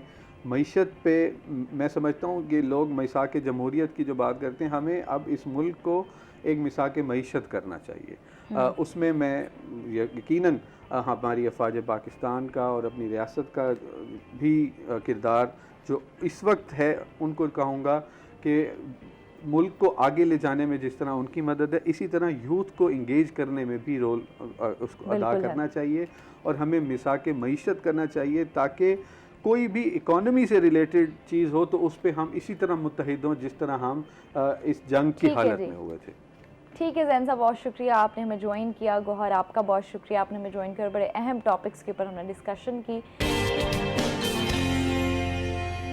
आज चूँकि आपको पता है कि हम इंटरनेशनल यूथ डे को सेलिब्रेट कर रहे हैं पूरे पाकिस्तान में भी, और इंटरनेशनली भी यूथ डे मनाया जा रहा है, और इसको मनाने का मकसद बेसिकली यही है कि हमारे जितने भी नौजवान हैं वो जो माशरे की इस्लाह में काम कर रहे हैं, जो माशरे की तरक्की के लिए काम कर रहे हैं, उनको एक तो मोटिवेट करना, फिर जो हमारी नौजवान नस्ल के मसाइल हैं उनके ऊपर बात करना और उनको हल करने के लिए कोशिशें करना।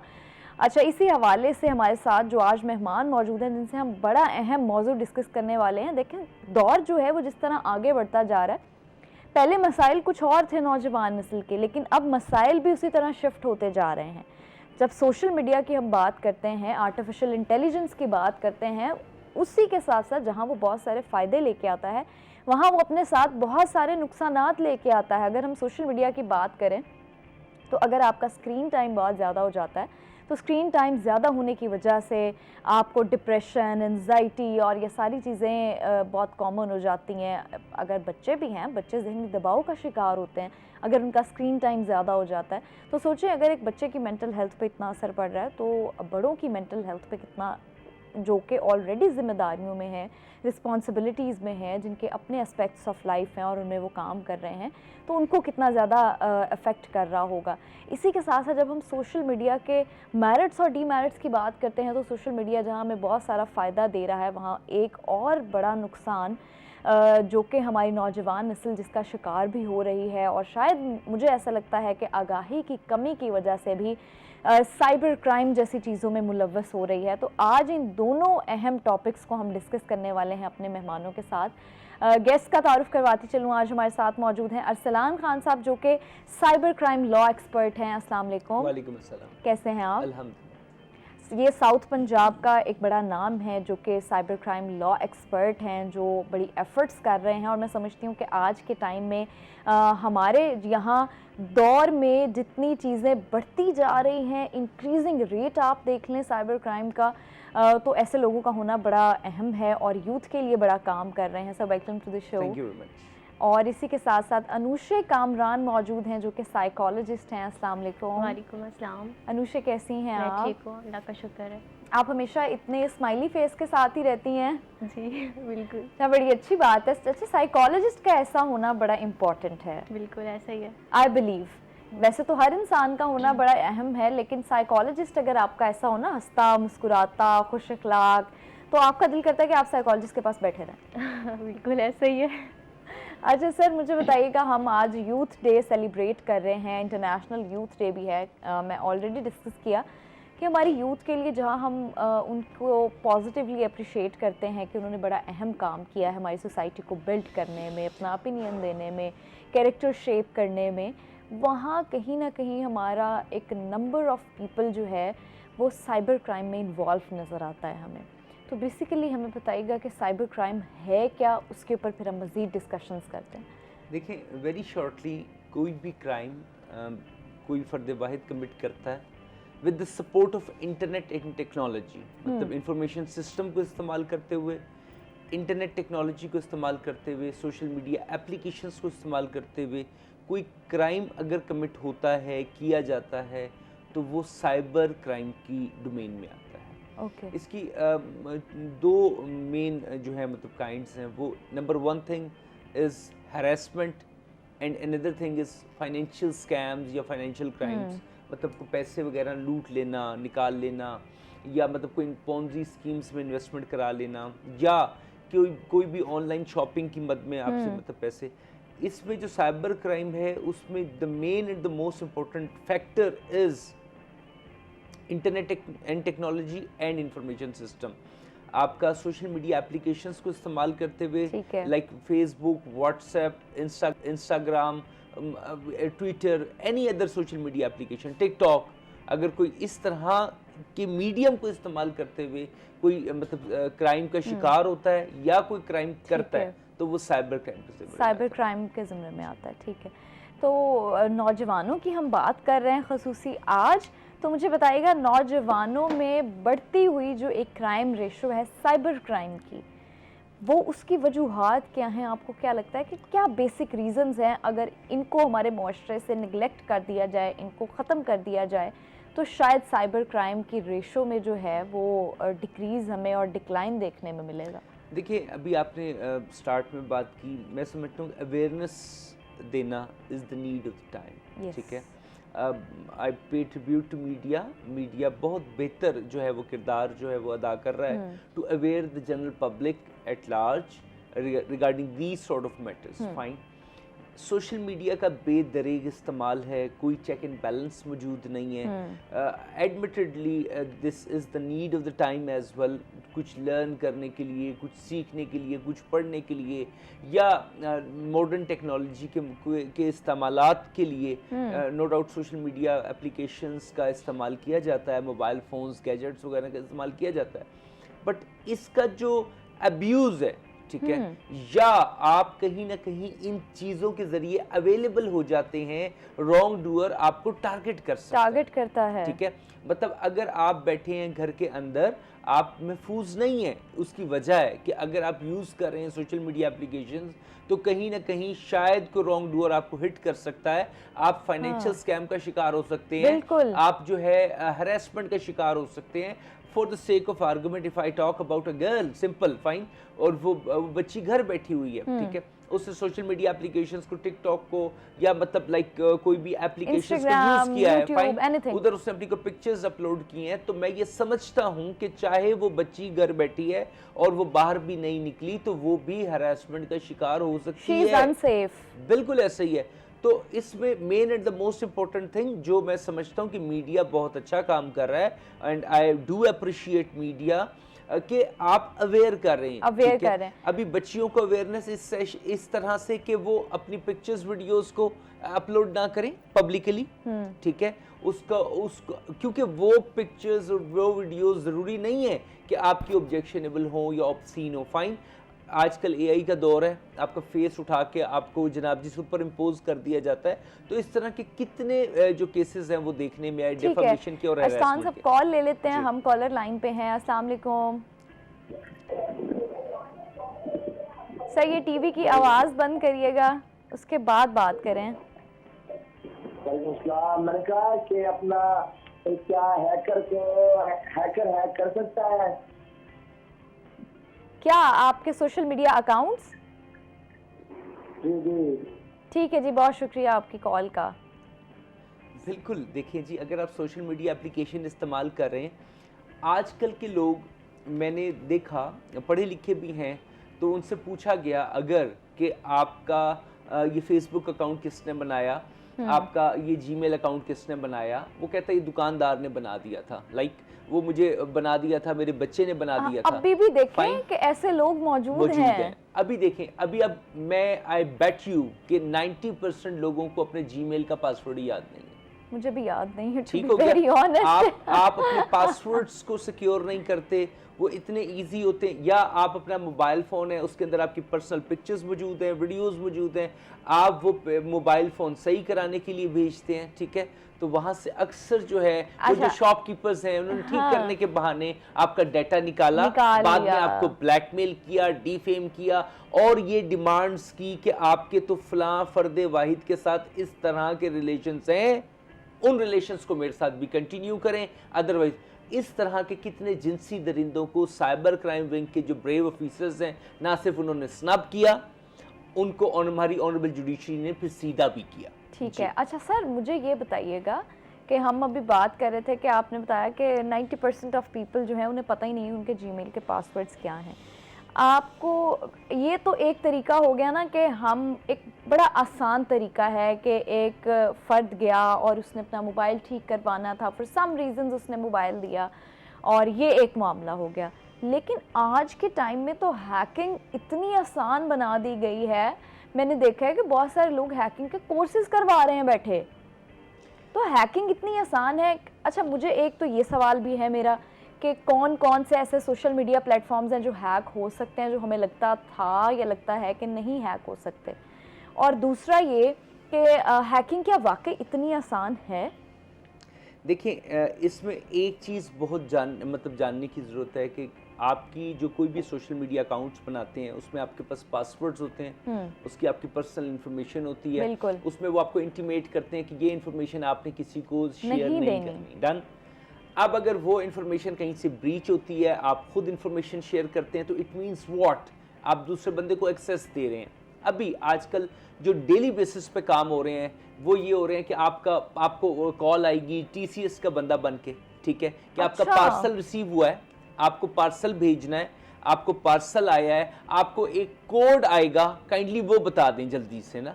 तो मैंने अच्छे भले पढ़े लिखे इंसानों को, आपकी HEC से वेरिफिकेशन हो रही है आपके डॉक्यूमेंटेशन की, आपकी स्क्रीन पे कोड आ रहा है, आप काइंडली वो बता दें।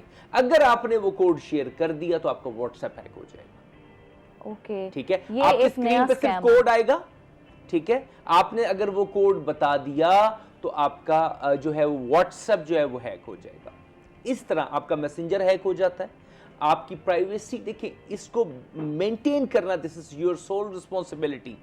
आपको मैं स्ट्रेट अवे आपके प्रोग्राम में मैसेज दूंगा कि आपसे कोई फर्द वाहिद आपकी कोई इंफॉर्मेशन सीख करे, चाहे वो बैंकिंग एम्प्लॉय बन के कॉल करे, चाहे वो कोई हसास इदारे का एहलकार बन के कॉल करे, चाहे वो आपको TCS वाला कॉल करे, खुदारा आपने एट एनी कॉस्ट अपनी इंफॉर्मेशन, कोई पिन कोड, कोई पासवर्ड, कोई स्क्रीन पे जाहिर होने वाला, कोई HEC आपसे कॉल करके आपसे इंफॉर्मेशन नहीं मांगती, कोई HEC कोई जो कोरियर वाला बंदा होता है वो आपको कॉल करके ये नहीं कहता कि आप मुझे वो पासवर्ड बताएं, अगर आप बताएंगे तो आप उसके रिस्पॉन्सिबल हैं। और अगर कुछ लोगों के साथ ऐसा हो चुका है तो उनको चाहिए कि वो साइबर क्राइम विंग के ऑफिस जो है वो जाके मैटर रिपोर्ट करें। अच्छा सर, एक और बड़ा अहम मसला फिर हमारे यहाँ ये है कि जब हम साइबर क्राइम को रिपोर्ट करने की कोशिश करते हैं, देखिए हमारे यहाँ व्हाट्सएप, इंस्टाग्राम और ये चीज़ें हैक करना ना बड़ा आसान बन गया।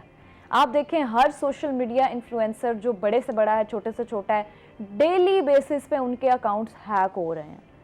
तो सोशल मीडिया पर जब क्राइम इतना बढ़ चुका है, यानी साइबर क्राइम बढ़ चुका है, तो आपको नहीं लगता कि साइबर क्राइम डिपार्टमेंट को इतना वेलकमिंग होना चाहिए, अपने लोगों के साथ इतना इंगेज होना चाहिए? आप देखें हमारी नौजवान नस्ल से आप कभी बात करके देखें, वो आपको स्ट्रेट अवे ये चीज़ बताएंगे कि हम साइबर क्राइम में पोर्ट्स करते भी रहें तो उस पर इम्प्लीमेंटेशन नहीं होती, और अगर जाते भी हैं तो वो प्रोसेस इतना लंबा खींच दिया जाता है कि हमें महीनों उस चीज़ के पीछे भागना पड़ता है।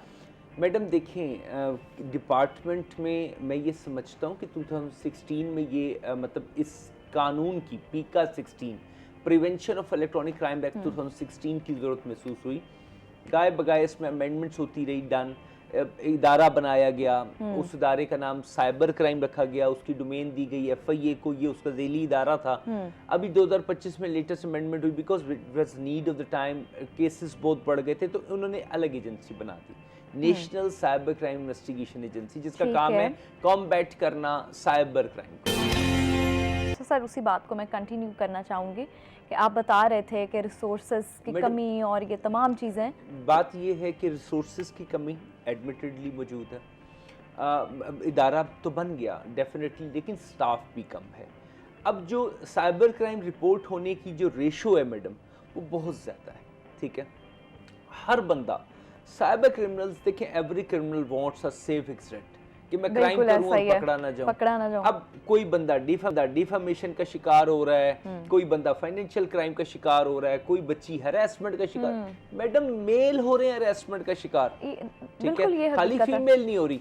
आज तो बहुत आसान है, एक फेक आईडी बनाओ, ठीक है, व्हाट्सएप अकाउंट जाली बनाओ, ठीक है ना, और आप किसी को ब्लैकमेल करना शुरू कर दो। हरासमेंट के कौन से केसेस, किस तरह के केसेस सामने आ रहे हैं? मैडम लड़कियों को प्लांट किया जाता है, ठीक है, अच्छा। फेसबुक आईडी से, इट्स वेरी इंपॉर्टेंट क्वेश्चन, ठीक है, triggered by your kind self, एक फेसबुक पे मौजूद लड़की या स्नैपचैट पे मौजूद लड़की आपसे बात करना शुरू करेगी, अच्छा। आपको ल्योर करेगी, ल्योर करके आपसे आपका ऑब्सीन डाटा ले लेगी, उसको स्क्रीन रिकॉर्ड कर लेगी, ठीक हो गया, उसको स्क्रीन रिकॉर्ड करेगी या आपको मिलने के लिए बुलाएगी, फाइन, या तो आपसे वो डाटा उस तरह हासिल कर लेगी या मिलने के लिए बुलाएगी और डाटा हासिल कर लेगी, और उसके बाद ब्लैकमेलिंग का आगाज होगा कि जनाब आपने तो मेरे साथ दादा थिंग्स कमिट कर ली हैं, अब तो जो यूं हो गया और मैं मैटर को रिपोर्ट कर रही हूँ और XYZ, and after that blackmailing, demand of money, पैसे के लिए, ये पैसे के लिए, तो ब्लैकमेलिंग और हरासमेंट,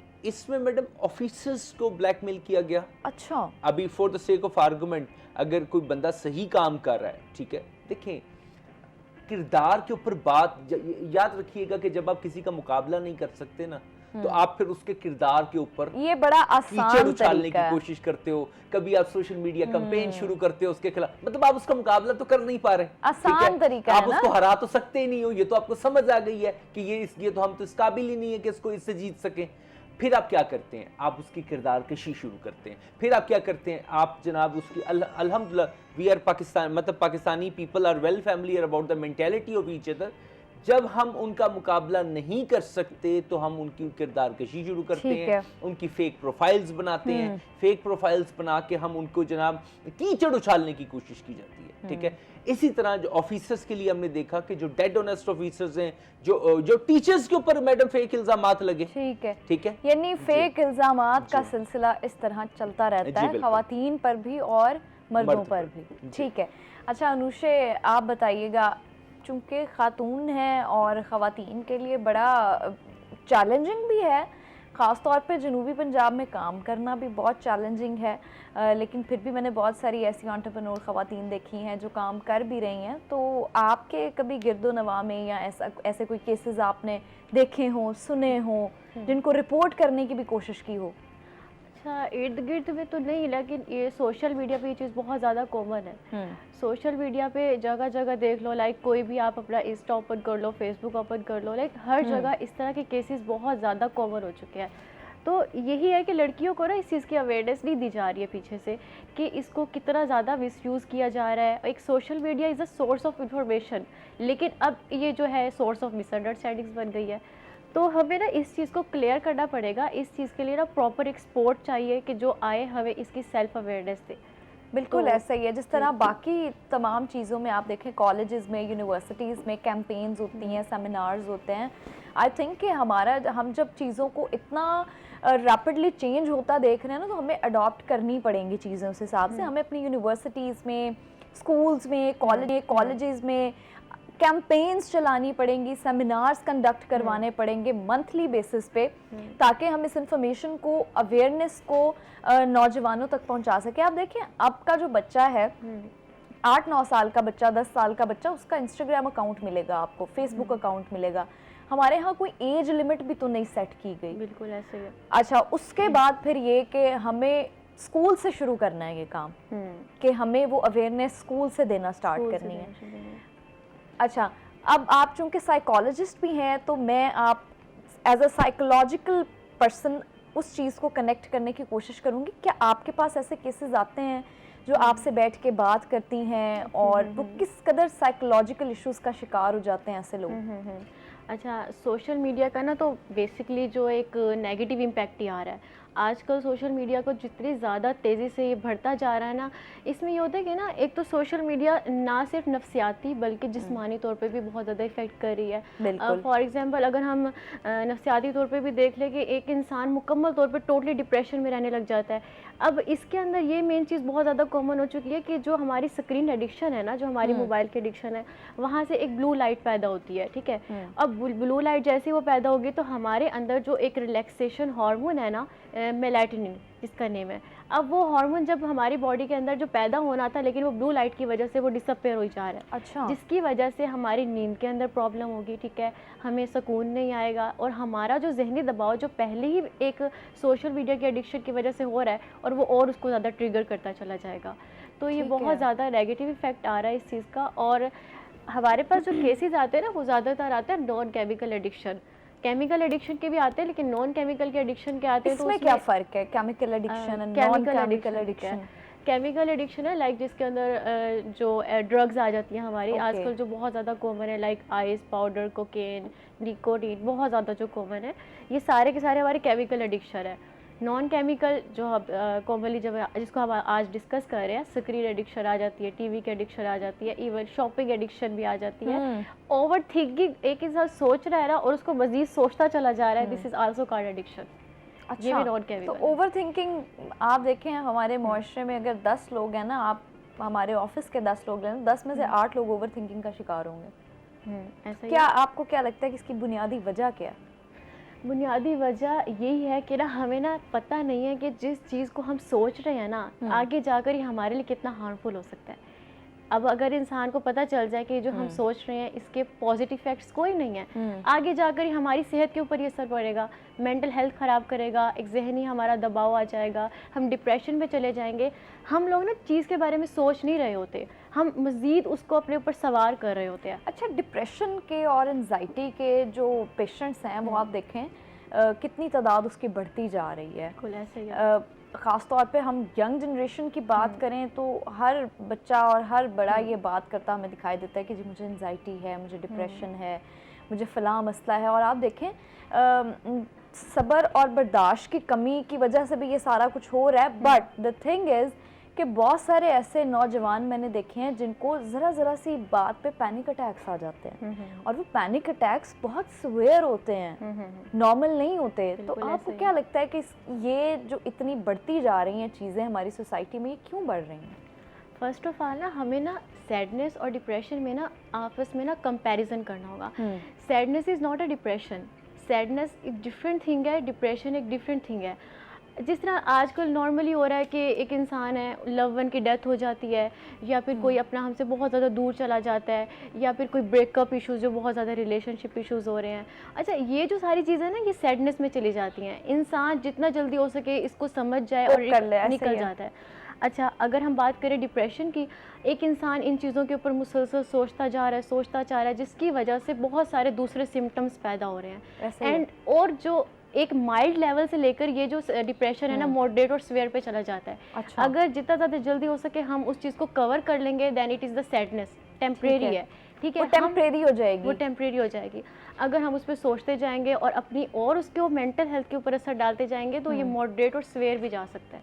अच्छा, तो पैनिक अटैक्स क्यों आते हैं? पैनिक अटैक्स आने की वजह क्या होती है? पैनिक अटैक्स का ना, जिस तरह इंसान सोच रहा है, ठीक है, अब उसके ऊपर सोचता चला जा रहा है, उसके लिए कोई सोल्यूशन नहीं निकाल रहा है, कोई शेयरिंग नहीं कर रहा है, कोई किसी से कंसल्ट नहीं कर रहा है, उसका सोल्यूशन नहीं निकाल रहा है, उसको कोई वेज नज़र नहीं आ रहा है। अच्छा, मैं आपसे ये डिस्कस कर रही थी कि अच्छा कुछ पैनिक अटैक्स होते हैं जो हमें पता है, पहले तो अवेयरनेस ही नहीं थी लोगों को कि अच्छा साइकोलॉजिकल इश्यूज़ भी कोई मसला है, ये हेल्थ इशू है प्रॉपर, इसको एक ट्रीटमेंट की ज़रूरत है। लेकिन अल्हम्दुलिल्लाह अब वक्त के साथ साथ जैसे वक्त आगे बढ़ता जा रहा है, इनोवेशंस बढ़ती जा रही हैं, लोगों को नॉलेज और इन्फॉर्मेशन मिलता जा रहा है, तो उन्होंने अपनी मेंटल हेल्थ को भी सीरियस लेना शुरू कर दिया। अच्छा, पैनिक अटैक्स पर जो हमें पता है, आम कॉमनली पैनिक अटैक्स हम कहते हैं, जो बंदा बेहोश हो जाए उसको पैनिक अटैक आ गया, या जो बात करता करता चीखने लग जाए और गिर जाए वो पैनिक अटैक आ गया। लेकिन पैनिक अटैक्स की और भी बड़ी काइंड्स हैं, तो काइंडली वो भी बताइएगा। पैनिक अटैक जो है ना, इसके ना पीछे एक, जिस तरह हर चीज़ का पीछे कोई रीज़न होता है ना, सेम इसी तरह पैनिक अटैक का पीछे एक रीज़न है एंजाइटी। और एंजाइटी क्रिएट होती है आपकी थिंकिंग से। अब इंसान जो सोच रहा है ना, उसको पता है कि मेरे पास इसकी पॉजिटिव साइड्स भी हैं, मेरे पास इसकी नेगेटिव साइड्स भी हैं, मेरे पास इसके सॉल्यूशंस भी हैं, मेरे पास इसके सॉल्यूशंस नहीं भी हैं। अगर आपको पता है कि ना इसके सॉल्यूशंस नहीं हैं और जाकर एट द एंड ये मेरी मेंटल हेल्थ को इफेक्ट करेगी, तो आप इसको सोचना ऑटोमेटिकली छोड़ देते हैं। अब यहाँ पे ज़रूरत होती है कि ये पैनिक अटैक में कब ट्रांसफ़र होता है। अब एक इंसान बहुत ज़्यादा सोच रहा है, उसका ना कोई सोल्यूशन निकाल रहा है, ठीक है, घर पे बैठा हुआ है, अपनी कोई एक्टिविटीज़ अरेंज नहीं की हुई हैं। एक ख़ास तौर पे ना ये पता, जो हमारे मेल हैं उनमें 100 में से 4% जो है ना ये मेल के अंदर है, लेकिन फ़ीमेल के अंदर इसकी रेशो ज़्यादा क्यों है, 9 to 10% क्यों है? क्योंकि फ़ीमेल्स रह रही है घर पे, ठीक है। अब मर्द है वो बाहर निकलता है, सोसाइटी के साथ इंटरेक्शन करता है, अपने आप को बिजी रखता है, तो वो उसकी चीज़ें कहीं ना कहीं कॉप हो रही है ऐसा। लेकिन फीमेल है, घर पे रह रही है और घर में एक इन्वायरमेंट लाइक वही सेम रूटीन फॉलो कर रही है, जिसकी वजह से ना जो ज़्यादा पैनिक अटैक का शिकार भी फीमेल्स हो रही हैं। अच्छा, फिर वैसे भी ख़वातीन वैसे भी ज़रा इमोशनली सेंसिटिव होती हैं, इमोशनली सेंसिटिव, ये भी वजह है। बिल्कुल ऐसा ही है। अच्छा जी, ठीक है। साइबर क्राइम के हवाले से अरसलान साहब आपसे मैं बात करना चाहूँगी। हमने अभी बात की साइबर की, यंग जनरेशन की। अच्छा, इसी के साथ साथ आपने बहुत सारे ऐसे तरीके बताए हैं कि जिसके थ्रू साइबर क्राइम कमिट किया जा रहा है। मुझे बताइएगा, हमारी बिजनेस कम्युनिटी जो है वो भी साइबर क्राइम का शिकार हो रही है। हमारे जितने भी ये शॉपकीपर्स देख लें आप, छोटे लेवल से बड़े लेवल तक देख लें, तो ये किस तरह साइबर क्राइम का शिकार हो रही है? देखें, एक बड़ी कॉमन सी चीज़ देखने में आई, वो ये आई कि दुकानदारों से, शॉपकीपर्स से, चाहे उनका कोई इलेक्ट्रॉनिक्स का बिज़नेस है, चाहे उनका कोई टायर्स का बिज़नेस है, ये कुछ भी, मतलब उनका कोई बिज़नेस अकाउंट मौजूद है, तो कोई फ़र्द वाहिद उनसे कुछ सामान वगैरह लेने के लिए आएगा, ख़रीदारी करेगा, उसके बाद उनको कहेगा कि आपके अकाउंट में रकम जो है वो ऑनलाइन ट्रांसफ़र की जा रही है। ठीक है, वो अपना अकाउंट नंबर दे देंगे।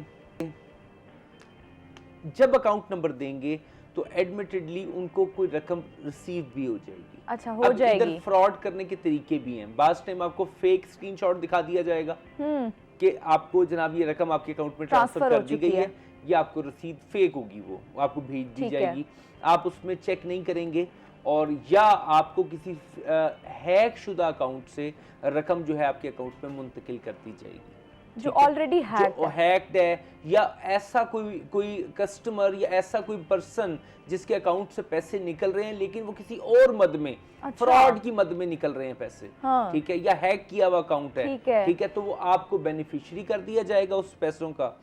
आप उसको वो बिल वगैरह बना के देंगे या व्हाटएवर जो भी, वो आपको 2, 4, 6 महीने बाद आपको नोटिस वसूल होगा, क्योंकि अगर वो मैटर रिपोर्ट होता है, या आप खुद वेरीफाई करेंगे कि पेमेंट ही वसूल नहीं हुई, कि फेक स्क्रीनशॉट था, या कुछ भी लाइक दिस। तो सबसे पहले तो मैं आपके चैनल के थ्रू ये मैसेज डिलीवर करना चाहूँगा बिजनेसमैन कम्युनिटी को कि आप जिस ऐसे कस्टमर को जिसको आप नहीं जानते, ठीक है, आप उससे ऑनलाइन पेमेंट वसूल ना करें। एक बात, अगर आप ऑनलाइन पेमेंट वसूल कर रहे हैं तो जिससे वसूल कर रहे हैं उसके आईडी कार्ड की कॉपी और उसके नाम का अकाउंट से पेमेंट वसूल करें, ठीक है, उसको कहें आप हमारे सामने आप पेमेंट ट्रांसफर करें। ये जो फोन पे करवा रहे हैं ये मत करें, ठीक है। अगर आपको कोई फेक स्क्रीनशॉट दिखाता है, आपको तो नहीं पता, आप पहले वेरीफाई करें कि आपको बैंक से मैसेज आया या नहीं आया, ठीक है। Come to the point, very मुख्तसर, कोशिश करें कि आप कैश पे डीलिंग करें, ऑनलाइन पेमेंट सिर्फ उस शख्स से वसूल करें जिस शख्स को आप जानते हैं। आपने अगर कोई ऑनलाइन पेमेंट वसूल की है तो उसका पूरा रिकॉर्ड बनाएं, ठीक है, अगर कोई मजबूरी में आपको पेमेंट वसूल करना पड़ गई है ऐसे शख्स की, और अपने अकाउंट्स को, अब ये बात है जनरल पब्लिक के लिए, आप लोगों ने for the sake of argument, मैं आपसे बात कर रहा हूं कि आपने अपना अकाउंट किसी भी फर्द वाहिद के हवाले नहीं करना। कोई बच्ची online, there are multiple cases जो रिपोर्ट हुए अब 2 मिसालें मैं दूंगा इसमें। बच्चियों ने ऑनलाइन वर्क सीखने के लिए किसी टीचर के पास काम शुरू किया, हाँ, उस टीचर ने उस बच्ची का बैंक अकाउंट खुलवाया और उस बैंक अकाउंट में करोड़ों रुपया की ट्रांजैक्शन करवा ली। ओ माय अब वो गॉड, करोड़ों रुपए की ट्रांजैक्शन वो फ्रॉड की मद में थी, फ्रॉड का पैसा आ रहा है, फ्रॉड का पैसा लेकिन जा वो रहा है, अकाउंट आ रहा है, उस वो बच्ची का अकाउंट है। उस बच्ची का है, ठीक है। अब उस बच्ची को तो पता ही नहीं है, वो तो ऑनलाइन काम सीखने गई थी। तो आपके बच्चे कहाँ ऑनलाइन काम सीख रहे हैं, कहाँ नहीं सीख रहे, उनका बैंक अकाउंट कौन यूज कर रहा है, मिस यूज कर रहा है, अब्यूज कर रहा है, तो आप पेरेंट्स, बड़े बहन भाइयों की इसमें ड्यूटी है। इसके अलावा नौकरी का झांसा देकर, मतलब सपोज कि जनाब आपको कोई नौकर चाहिए, मतलब कोई एम्प्लॉयमेंट की बेस पे ठीक है। एक ऑनर ने जो वहां का था आईटी से रिलेटेड या कोई फ्रॉड कंपनी से रिलेटेड, उसने उसका अकाउंट खुलवाया, उसको 10-15 हज़ार रुपए मंथली दिया, ठीक है, उसके अकाउंट में करोड़ों रुपया तरीका है ये। मंगवा लिया, फाइन। अब उसकी ऑनलाइन ऐप भी उनके पास है, उसका एटीएम भी उनके पास है, उसकी चेकबुक भी उनके पास है, तो वो फ्रॉड का पैसा, तो एंड में पकड़ा कौन जाएगा? वो गरीब आदमी जिसका अकाउंट है। तो आपने अपना बैंक अकाउंट, कोई आपको कहे कि आप अपने बैंक अकाउंट में इतनी रकम वसूल कर लें, इतने से पैसे आप रख लिएगा, बाकी मुझे निकलवा के दे दें, खुदारा आप मत निकलवाएं, खुदारा ठीक है। आप मत डलवाएं, आप स्ट्रेट अवे रिफ्यूज कर दें। चाहे आपका अकाउंट किसी भी बैंक में, आप बहानेबाजी तो यही होती है यही कि होती आपका है, कौन सही से है। बैंक में बैंक अकाउंट है, मेरी ये पेमेंट आनी है, तो आप मत मंगवाएं। इससे पहले कि आप साइबर क्राइम का शिकार हो, इससे पहले कि कानून साज इदारे आपको गर्दन से पकड़ लें। ठीक है तो सर, कॉलर लाइन पे हमारे जी, साथ कॉल ले लेते हैं। अस्सलाम वालेकुम। जी अस्सलाम वालेकुम, अली सुबह है। वालेकुम अस्सलाम। अरसलान खान बहुत अच्छी इंफॉर्मेशन फराहम कर रहे हैं और ये Thank you. बहुत अच्छी बात है कि हमें इस सिलसिले में कोई नॉलेज नहीं थी। मेरा कहने का मकसद ये है जी कि एक तो नूशे रहमान से भी मेरा क्वेश्चन होगा, पहले अरसलान खान से, कि हमारे जो अकाउंट्स हैं और आजकल हमारे जो बिजली के बिल हैं, जितने भी यूटिलिटी बिल्स हैं, और वो सारे ऑनलाइन हो चुके हैं, तो एक तो बैंकिंग में भी कई दफा फ्रॉड हो सकता है क्या? एक सवाल ये, क्योंकि आपके अकाउंट्स वगैरह उस जगह होते हैं, और कहीं क्योंकि टच सिस्टम है, आपसे कोई गलत बटन पे आप टच कर लेते हो, ये कहीं हो जाता है या बच्चों के हाथ में आ जाता है, तो इस सिलसिले में मुहतात रहने का क्या तरीका है? या इस तरह तो वो नहीं हो सकता, कोई इतना कॉम्प्लिकेशन है, इजी तो नहीं है। या सर आपने फीमेल के हवाले से कहा वो बिजनेस है, ऑनलाइन बिजनेस बहुत चल रहा है, उसमें जॉब की ऑफर्स होती हैं और ये सूरत हाल होती है, तो इससे बचने का अहम तरीन तरीका जो है, जो आम कॉमन सेंस में समझ आ जाए, वो भी थोड़ा सा और मजीद ब्रीफ कीजिएगा। ठीक है जी। दूसरा सवाल जो मेरा अनुशे रहमान से होगा, साइकोलॉजी के हवाले से, एक मैंने एक फीचर बहुत पहले पढ़ा था, आज से 20 साल पहले, शक, और शक पे बहुत से मर्डर्स, बहुत से हालात खराब होते हैं, बहुत सी लड़कियां होती हैं, बहुत कुछ भाइयों में, बहन भाइयों में, सब में, औलाद में, बच्चों में एक नेगेटिव थॉट्स आ जाती है और उसको शक को यकीन की सूरत में बदल देते हैं। तो उससे कैसे बचा जाए, और क्या ये वो किसी आदमी के माइंड में, मेल और फीमेल, ये बहुत ज्यादा कॉमन हो गया है शक। ठीक है, बहुत शुक्रिया आपकी कॉल का। अच्छा सर, पहले आप जवाब दे दें, उसके बाद हम अनुशे की तरफ मूव करते हैं। देखिए, डेफिनेटली ऑनलाइन एप्लीकेशंस आजकल बहुत सारी हैं, ठीक है, हर बैंक्स की हैं, जैस कैश मौजूद है, इजी पैसा मौजूद है, आप ऑनलाइन बिल वगैरह भी पे कर देते हैं। देखिए, जितनी जिद्दत आ रही है, जितनी टेक्नोलॉजी मतलब वसी हो रही है, उतना ही साइबर क्रिमिनल्स बढ़ता जा रहा है, साइबर क्रिमिनल्स भी एक्टिव हो चुके हैं, ठीक है। तो फर्स्ट ऑफ ऑल तो यू सर, मैं आप इसका जवाब दें, मैं आपको अपना पर्सनल एक्सपीरियंस शेयर करती हूँ उसके बाद। तो इसमें बेसिकली आपको सिक्योरिटी मेजर्स रखने हैं, अपने मोबाइल फोन पे सिक्योरिटी कोड्स लगा के रखें। एक बात, बच्चों की पहुंच से दूर रखें, ठीक है। आपको इसको 2 फैक्टर्स ऑथेंटिसिटी पे चले जाएं, ठीक है। और तीसरी बात ये कि मोहतात रहें, मतलब as much as you can मोहतात रहें। अपनी इंफॉर्मेशन जो है, अपना पासवर्ड, अपना पिन वक्त के साथ साथ तब्दील करते रहें और किसी से शेयर ना करें। हाँ, ये भी बड़ा इंपॉर्टेंट है कि वक्त के साथ साथ अपना जो पिन कोड है वो भी आप चेंज करते रहें, ठीक है, और फिर वो आपको याद रहना भी जरूरी है। जी बिल्कुल, जी बिल्कुल। अच्छा अनुशे, हमारे कॉलर ने आपसे भी सवाल, तो काइंडली उसका जवाब दे दें। सवाल तो बहुत इंटरेस्टिंग था और मुझे पसंद भी आया। अच्छा, सवाल ये था ना कि इनका के शक, बिल्कुल, शक की बुनियाद पे बहुत सारे रिश्ते टूट भी जाते हैं, खराब भी होते हैं, तो नेगेटिव थॉट्स को किस तरह से आप बाय बाय कर सकते हैं? शक की जो एक हम शक जो है ना खुद पैदा करते हैं। सबसे पहले होता है कि ना ट्रस्ट नहीं होता। अब एक इंसान एक खूबसूरत रिश्ते की जो बुनियाद है ना वो ट्रस्ट पे होती है, यकीन पर होती है। अब मैं बात करती हूँ कि ट्रस्ट क्यों नहीं पैदा होता। ट्रस्ट इसलिए नहीं पैदा होता कि आपने पहले एक आपस के जो रिलेशन को इतना ओपन नहीं रखा। अच्छा। आपने वो अंडरस्टैंडिंग नहीं डेवलप की एक दूसरे के साथ। आपने वो जो चीज़ें क्लियर रखनी चाहिए थी फर्स्ट डे से वो नहीं क्लियर रखी। आपकी जो एक्सपेक्टेशंस थी दूसरे इंसान को लेके वो हाई होती चली गई। इसमें ना ये होता है कि हमें एक्सपेक्टेशंस अपनी लिमिटेड रखनी चाहिए। सामने वाले इंसान से उतना ही एक्सपेक्ट करना चाहिए कि आपको लगता है कि उस पर उतर सकता है। जब आपको लगेगा ना कि नहीं ये अपनी हद क्रॉस कर रहा है, लिमिट्स क्रॉस कर रहा है, शक वाली चीज़ें आ रही है, तो वहीं पर स्टॉप कर जाए। तो शक की जो बुनियाद है ना वो आपके ना ट्रस्ट होने की वजह से, आपकी अंडरस्टैंडिंग ना होने की वजह से। तो जितना हो सकता है आपस में अंडरस्टैंडिंग डेवलप करें, ओपन इन्वायरमेंट लेकर आएँ। और जो ट्रस्ट है ना पेरेंट्स और बच्चों के दरमियान जो है ना बहुत ज़्यादा ज़रूरी है, बहुत ज़्यादा ज़रूरी है। अच्छा, हम अनुष्या आप बात कर रही थी कि हमारे कॉलर ने बड़ा ज़बरदस्त सवाल किया कि शक की बुनियाद पे और नेगेटिव थॉट्स की वजह से जो हमारे रिश्ते ख़राब हो जाते हैं। अच्छा, फिर एक उसमें चीज़ ये भी है कि हमारा जो गैप है ना फैमिलीज़ में, कम्युनिकेशन का गैप, इस वजह से अच्छा एक जनरेशनल गैप है, एक कम्युनिकेशन का गैप है। क्योंकि अब देखें आप डेली बेसिस पे इनोवेशंस बढ़ रही हैं, हम कहाँ से कहाँ शिफ्ट होते जा रहे हैं। फिर देखें पेरेंट्स और बच्चों के दरमियान जो गैप है ना उसकी वजह से बच्चे स्ट्रेस का शिकार रहते हैं, एंजाइटी पेशेंट्स बन जाते हैं, डिप्रेशन का शिकार हो जाते हैं और बच्चे शेयर नहीं कर पाते अपने वालिदैन से।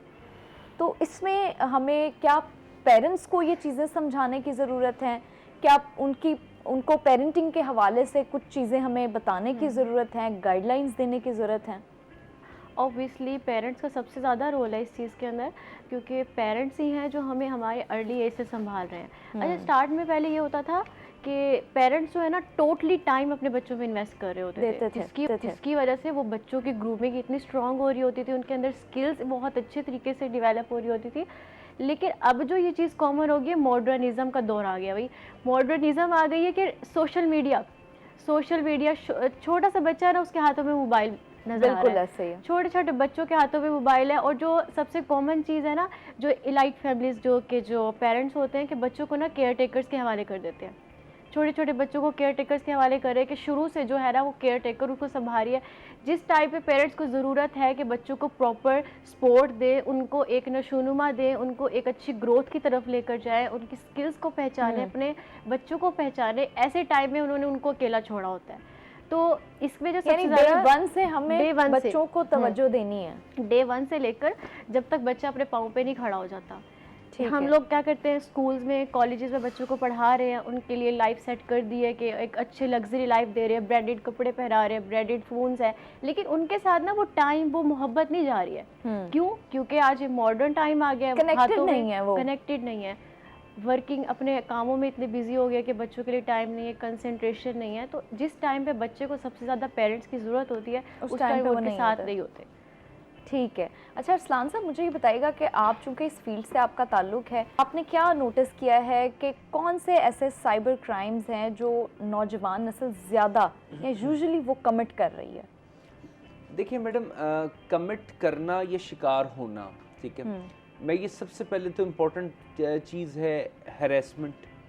बिल्कुल, मेल और फीमेल जो हैं वो हैरेसमेंट का शिकार हो रहे हैं। ठीक है, बच्चियां अपनी काबिल तराज़ तस्वीर मोहब्बत के झांसे में, दोस्ती में, मैं ये आगे शेयर नहीं करूँगा या वंस व्यू करके भेज रही हूँ, बस देख के डिलीट कर देना। ठीक है, तो ऐसा कुछ भी नहीं होता।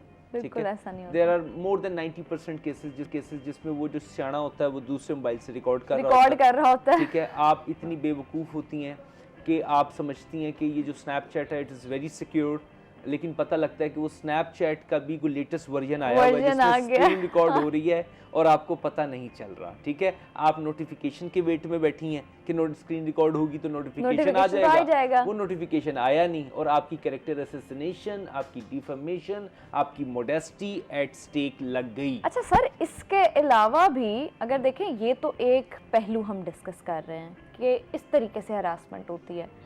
दूसरा पहलू हरासमेंट का ये भी है कि आप किसी को बाय वर्ड्स हरास करना शुरू कर देते हैं, फॉर एग्जांपल अगर सोशल मीडिया कोई इन्फ्लुएंसर है, फॉर एग्जांपल, अच्छा आप देखिए हमारे सेलिब्रिटीज़ के जो अकाउंट्स हैं उनके कमेंट सेक्शंस में क्या क्या गंद भरा हुआ है, तो क्या ये भी साइबर क्राइम के ज़ुमरे में आता है? डेफिनेट सी बात है कि आप अभी देखें इसमें जो अभी लेटेस्ट अमेंडमेंट हुई है उसमें जो 20 सेक्शन है offence against the dignity of a natural person, और जो मतलब लाइक किसी को डिफेम करना, उसकी मतलब उसको गलत अलकाबात से मतलब नवाजना, फाइन, कोई गालियाँ वगैरह मतलब कोई अब्यूजिव लैंग्वेज यूज़ करना, कोई फैश लैंग्वेज यूज़ करना, these all are cognizable and not bailable offenses. आप ये मत समझें जी, नॉन बेलेबल एंड कॉग्निजेबल, काबिल दस्तंदाजी। अगर आप suppose for the sake of argument without the permission of that star, fine, आप उसकी पिक्चर को शेयर कर रहे हो, डन। आप उसके साथ अलकाबात कोई अपनी मतलब आप कोई कमेंट शेयर कर रहे हो, कोई कैप्शन दे रहे हो, फाइन, उसको कुछ XYZ वर्ड्स का मतलब फॉर एग्जांपल आप देखें अब मीम्स का कितना दौर है, आप लोग किसी भी सेलिब्रिटी की या किसी भी स्पेसिफिक पर्सन की कोई भी तस्वीर या वीडियो लगा के उसके ऊपर अजीब से कैप्शंस के साथ वो कैप्शंस पढ़े जाने के काबिल नहीं होते। आई एम सॉरी बट हमारी आर्म्ड फोर्सेस के खिलाफ, हमारी डिग्निटीज के खिलाफ, इदारों के खिलाफ बहुत सारी स्टार्स को पता ही नहीं होता, वो बेचारे बाद में क्लैरिफिकेशन देते फिर रहे होते हैं कि सर ये मैं नहीं हूँ, ये मैं नहीं हूँ। वो उनकी तस्वीर लगाती है, नीचे एक जनाब जी लाइन लिख दी जाती है। तो मैं ये समझता हूँ टिकटॉक पे बड़ा ये ट्रेंड कॉमन हो गया। मैडम देखिए सोशल मीडिया की जो जिंदगी है ये मैं समझता हूँ फेक है, ठीक है ना। और सोशल मीडिया अभी फेक न्यूज़ शेयर करना जो जिससे हमारी, again I am repeating the things, कि अगर आपने सोशल मीडिया को इस्तेमाल करते हुए इदारों के खिलाफ कोई गलत बात की, हमारी आर्म्ड फोर्सेस के खिलाफ, देखिए आपका ये जो सोशल मीडिया अकाउंट है खाली पाकिस्तान में देखा नहीं जा रहा, बिल्कुल ये ऑल ओवर द वर्ल्ड देखा जा रहा है।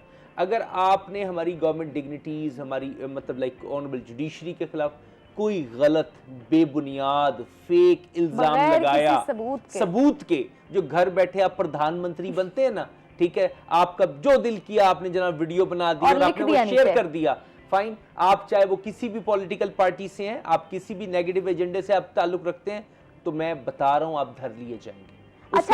उसके बाद फिर माफिया होंगी, फिर वीडियोस होंगी, फिर सॉफ्टवेयर अपडेशन हो रही होगी, तो खुदारा पहले ही आप जनाब ख्याल कर लेना। अच्छा, फिर उसके अलावा ये तो आपने बात कर दी हाई प्रोफाइल्स की, एग्जेक्टिव्स की, इसके बाद अब जरा थोड़े से निचले तबके पे हम आ जाते हैं कि अगर आम इंसान, कानून सबके लिए बराबर है।